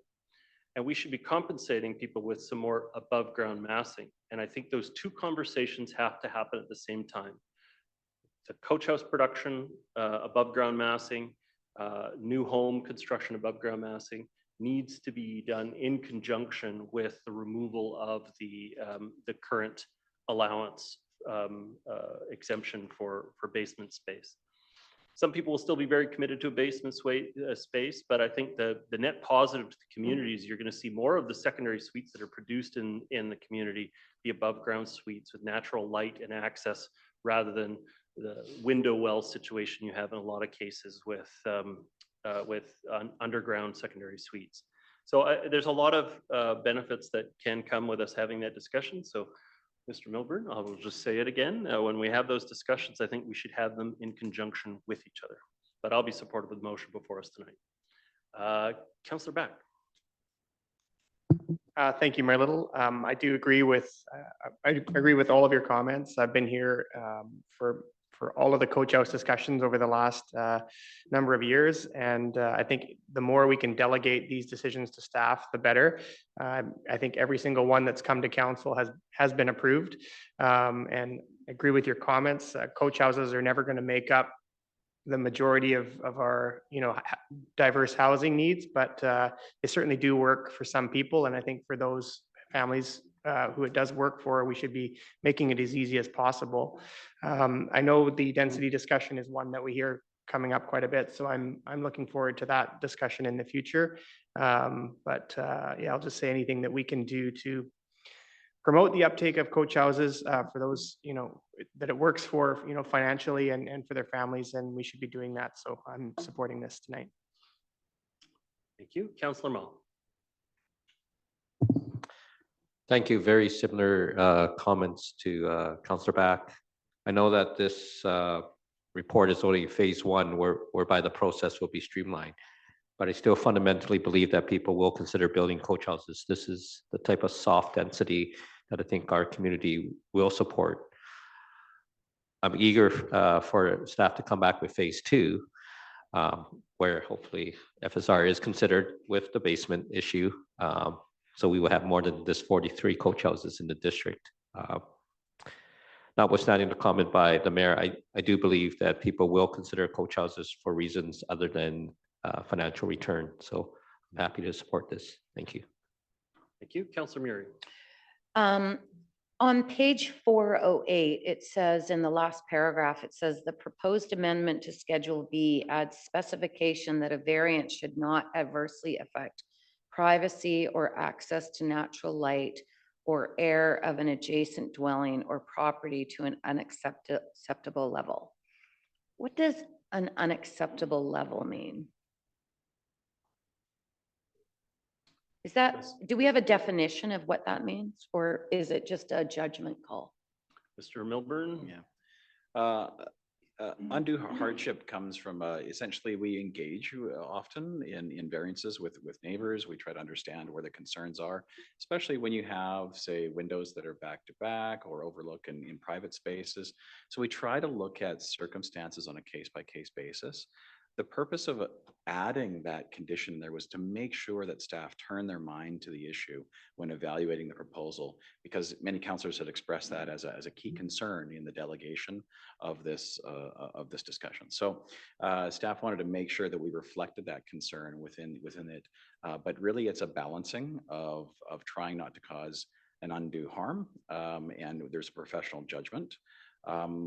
And staff definitely take their cues from council's past decisions and past approvals in making future decisions. So is there going to be a process that staff will notify a neighbor that's potentially impacted by a 22-foot structure on their back fence line? Yeah, I'm happy to provide an answer through your worship. So we do have a DVP, like variance permit process. We will notify the neighbors who will be adjoining the property that's seeking the variance. And we do take their comments quite seriously, the nature of their comments, and try to mitigate that impact. If this is a extension of a coach house or a new coach house that's going to have impact, we will work with the applicant to reduce that impact. And then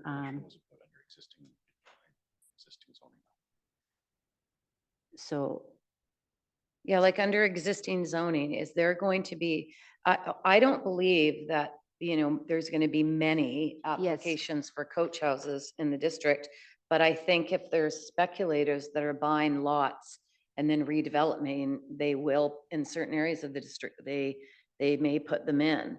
But what kind of, is there going to be a good neighbor policy or? Yeah, sorry for missed that question. So we do have a very robust design guideline for coach houses, and it's on the district website. So whether it's just the straight up building permit or development variance permit, we will need to seek guidance for that from the design guideline, and which address the privacy concern, the overlook concern, and setback issues and access issues. And so all of the above, and then, taking into neighbors' consideration, comments into consideration. Okay, so I just want to understand this. So there is going to be some information that will be sent to the neighbors to allow them to provide input. So, yeah, if there is a development variance permit. But if yes. it's not, and it's under the zoning, then there's no trigger for the neighbors to have any say or give any of their concerns to the planning department. Well, I think if something is entirely out of the bounds of the design guideline, which is meant to address the neighborly impact, this is something that staff can actually work with the applicant to revise the application. I think it's, we used to have good neighbor policies that we used a lot. And I guess, the residents would rely on council mediating that good neighbor policy. And I just worry that, for, developers that are going to be purchasing lots to redevelop and add a coach house, we saw it down on Seashell Lane, where an applicant came in, put a set of plans in, and then later came forward and added a coach house on the front, but it was really on the back. Sorry, Counselor, can I just? And it really rattled the neighborhood. It really impacted the neighborhood. And so I just worry that there's no mechanism in here with existing zoning that will give those residents and those neighbors the ability to have any level of input if it's allowed within the zoning. And so I'd love a suggestion. If we can create a good neighbor policy or another trigger to allow some ability for input. Your worship, just to clarify, if a property is within the existing zoning, then staff are simply approving it administratively as a building permit with a Is your microphone confirmation. on, or just you're I aimed away apologize. from it maybe? Maybe I'll lean forward just a little bit. There we go. So if it is consistent with the zoning that council's approved in terms of height and dimensions and setbacks and so on, just like with a regular single family building permit, staff will review and approve it to ensure it meets those standards. But we don't have a specific public engagement associated with the issuance of the building permit. Yeah, I think and Councillor so- Muri's point is a valid one, which is that we have in there a recognition that if there are concerns, we'll try to address them. Mhm. What we don't have in there is how we're going to warn people that now's the time to express your concerns. And so the train goes down the track, and you haven't had an opportunity to hear from the neighbors. And so I think the point being, do we send a notification, to the left, to the right, behind, and say, hey, just a heads up, there's a proposal over the fence for this kind of development. It meets all of our requirements and we're intending to go ahead. But if you have additional comments, we'd be open to hearing them. Because otherwise you have this mechanism to recognize that there may be an imposition, but you don't have a way to receive the input until it's all approved and moving on. Which is the Wedge House up in Capilano, where our zoning bylaw allowed them to put a garage in the front yard. And they were within all of the rights of what the municipality was laying out. And the owner of the house put the garage on the low side of the hill and completely walled off the entire front yard because we didn't have a mechanism to say, could you please put your garage on the upside of the hill up against a retaining wall that would impact no one? And it impacted their property values, it impacted their privacy, it impacted everything. It was a disaster simply because the next door neighbor lived within our rules. So we don't always get our rules straight, they're not always great for everybody. And so I'm just trying to avoid this. That's why I think I've been uncomfortable with the second story from the very beginning, even though I'm fine with coach houses, let's build coach houses. It's just the impact to the neighbors. This is not a starter community. You live here your whole life. You're born here, you die here. It's like those homes are, you know, it's everything and their privacy is everything to them. And I don't think one use should impact another. And I think we should have these policies in place. And good neighbor policies are important. It's not about just one neighbor coming in and going, well, I can do what I want because it says this in the zoning bylaw, and detrimentally impacting a family because we don't want to put a control in of saying, what do you think? What are your thoughts? How can we help you? Sure. Thank you. Happy to jump in to express a little bit of context. So in the case of the wedge house, it was to do with the definition of how we measure a accessory dwelling unit. I understand, but you know what I mean. Yeah, I just finished. So in terms of that history, council then gave direction to amend the bylaw Yes. to correct that circumstance, and that adjustment happens over time. And council may amend at any time. In the case of coach houses, council has looked at periodically doing reviews and making adjustments along the way. One of the most recent adjustments was to the height to allow taller coach houses, and that was changed in the zoning, specifically in response to all the past decisions. So it was a progressive decision council made. When we create those, when council creates those bylaws though, it doesn't create a process that we now have to engage on a building permit. We don't really have the authority to do that. If there's a variance to council's rules, if people want to go beyond council's rules, absolutely, there's a process for engagement, but we currently don't have a process for engagement related to simply complying with the rules. That would be, staff would not recommend for that kind of support. It would be essentially a significant drag and burden on a building permit process. And then we wouldn't be able to refuse it anyway, because if it's compliant with the rules and the minimum standards, the staff need to approve it. I understand the process, Mr. Milburn. All I'm saying is that I don't think that the variance process for second story was all that cumbersome. It was always made out to be slowing down the whole process. And if we took it away, everyone's going to turn around and dump $650,000 into building a coach house in their backyard, which is absolute rubbish. That's not going to happen. And so I'll just vote against it. Thank you. Councillor Pope. Thank you. I'm supportive of these changes. I'm just lamenting the fact that we are making changes to the coach house requirements so painfully slowly. There's a reason why we only have 29 in the district, and that's because All right, Councillor, please. and that's because we make it so hard for them to build coach houses. I was walking out in the city of North Vancouver neighborhood today, and beautiful sunshine, passed by a number of coach houses and laneway houses, and I thought, isn't this marvelous? Like that people can have that people can have that option in their backyard to have their family members live there. And we should be doing everything we can as fast as we can to facilitate that. No, it's not going to change the affordability factor, although I have to say that it could if we allowed stratification of these units. I could see a whole sector of people, myself included, who would be very interested in buying a stratified coach house.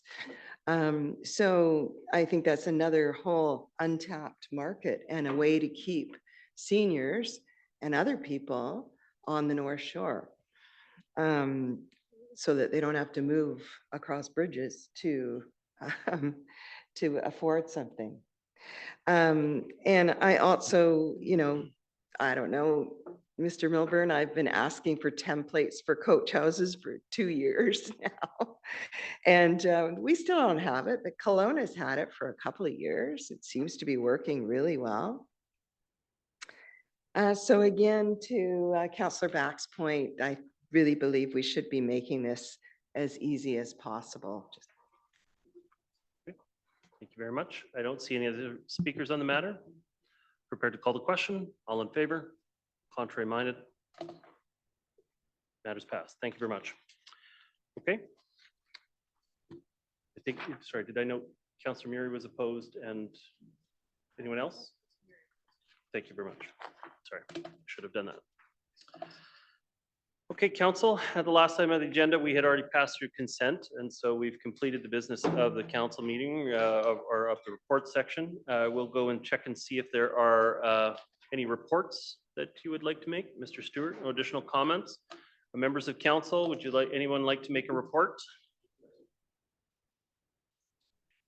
Councillor Hanson, go ahead. Yeah, thank you very much. I just wanted to report that on Wednesday, I attended in my role as council liaison, the Heritage Advisory Committee meeting. And that, first of all, February 17th will be Heritage Week. So we can prepare our minds for that. But also on the upcoming meeting of council, representatives of the Heritage Committee are going to speak to us. And I look forward to council hearing from them and hearing their ideas for how to preserve heritage in the district. Thank you. Thank you very much. Councillor Ma, do you have a report? Yes, on last Thursday, a few members of council, including Councillor Back, myself, and the mayor attended the North Van Chamber State of Business event. It was very successful and very engaging panel, and the keynote speaker was Brian Yu from Central One Credit Union. So just talked about some of the lot of unknowns in terms of what's going to happen in the economy, but you know, did shed some light on some of the issues. And then on Friday at Hansdorf Secondary, the mayor and I were there when a check was presented to Hansdorf for the Youth in Film program. So that was a great session to see everyone there. And what an amazing theater that they have there. But they did get a lot of support from private businesses and donors. So yeah, it was great to see that. Thank you. Very much. Okay, I've got a couple of reports myself, some which were covered by other council members. I was going to say though, I did a tour today of the North Shore Wastewater Treatment Plant with the Liquid Waste Committee. And it was eye-opening to see the state of the plant and some of the deficiencies that were left by the previous contractor, or alleged to have been left, I think I'm supposed to say. Like some of it just doesn't come anywhere close to the standard you would expect modern construction to be at in terms of the gaps and holes in the building, 1,500 different deficiencies, including concrete that didn't fill the voids around the rebar that was in there. And, you know, so I can't stress enough that I know everybody's frustrated with the cost, absolutely rightly so. A big part of that is having to fix the 1,500 deficiencies from the previous contractor. And then the litigation chill that takes place when you're being sued and countersuing. And so while it's a time when we really should be embracing openness and sharing additional information about what's going on with the plant, instead staff are having their phones dumped every month so that they're just in case there's something that may be of interest to one of the legal teams. It's an absolutely frustrating situation for us. But it still was good to see progress being made in the plant. They do have about 200 workers on site. That number will go up to about 600 workers on site as the project picks up speed. And so it's a very significant construction space. And I must say my experience today with PCL was that they were very professional in their conduct, and I hope they will be a good contractor for it. I was going to mention, you know, one of the things you don't often think of as a mayoral duty is this last week I taught in conjunction with the Professor Flowers from CapU, two groups of students about biodiversity and local government legislation. And so we had them sit in the council chamber here and respond to their questions and concerns, and they were all preparing reports based on our responses. We had two groups of students through on that day. And from time to time, we'll engage with CapU, with university classes to come in and do a little bit of a local government 101 combined with whatever their discipline is. And so we do engage in that from time to time. We recently had one with all the clerk trainees, which was fantastic. Councillor Murray and myself attended the Deep Cove Community Association Annual General Meeting, which was very well attended. And we had presentations from the North Shore Emergency Management team. We had presentation from our fire department as well. Lots of questions about the flooding incident that occurred on October 19th in that community. They're obviously still very frustrated with the situation there. But I was surprised actually to see, well, parking clearly overshadowed any other issue on the matter. And so even though we have made some significant changes to try to improve the situation for parking in Deep Cove, residents are still very frustrated.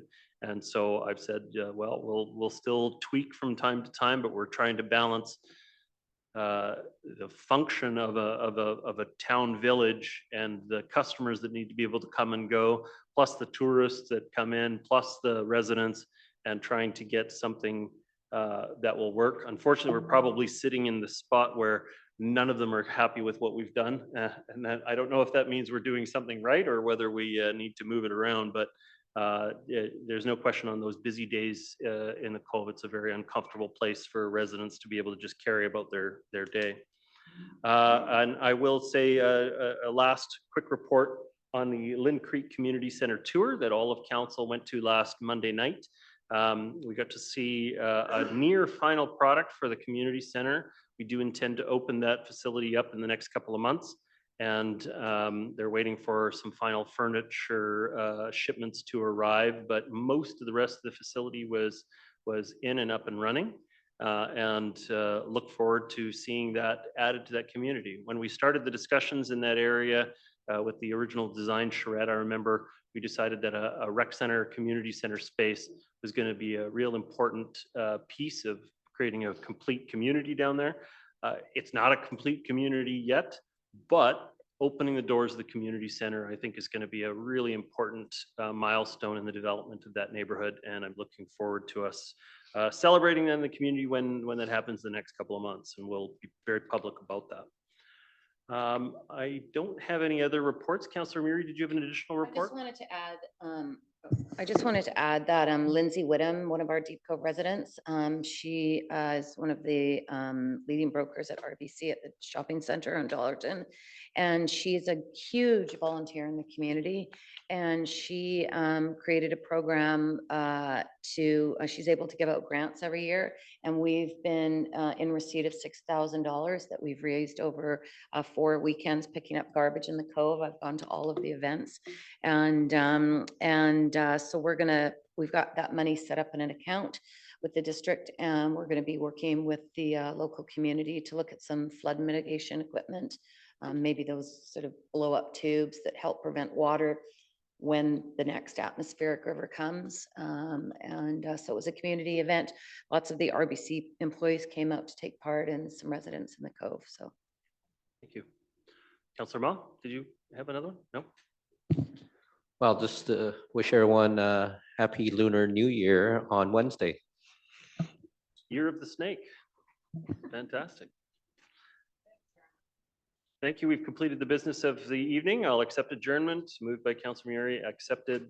Thank you very much to the staff for preparing the reports for our consideration this evening. Thank you to the members of the public for sticking with us through the evening. And thank you, Council, for your deliberation on these matters. Everybody have a fantastic evening.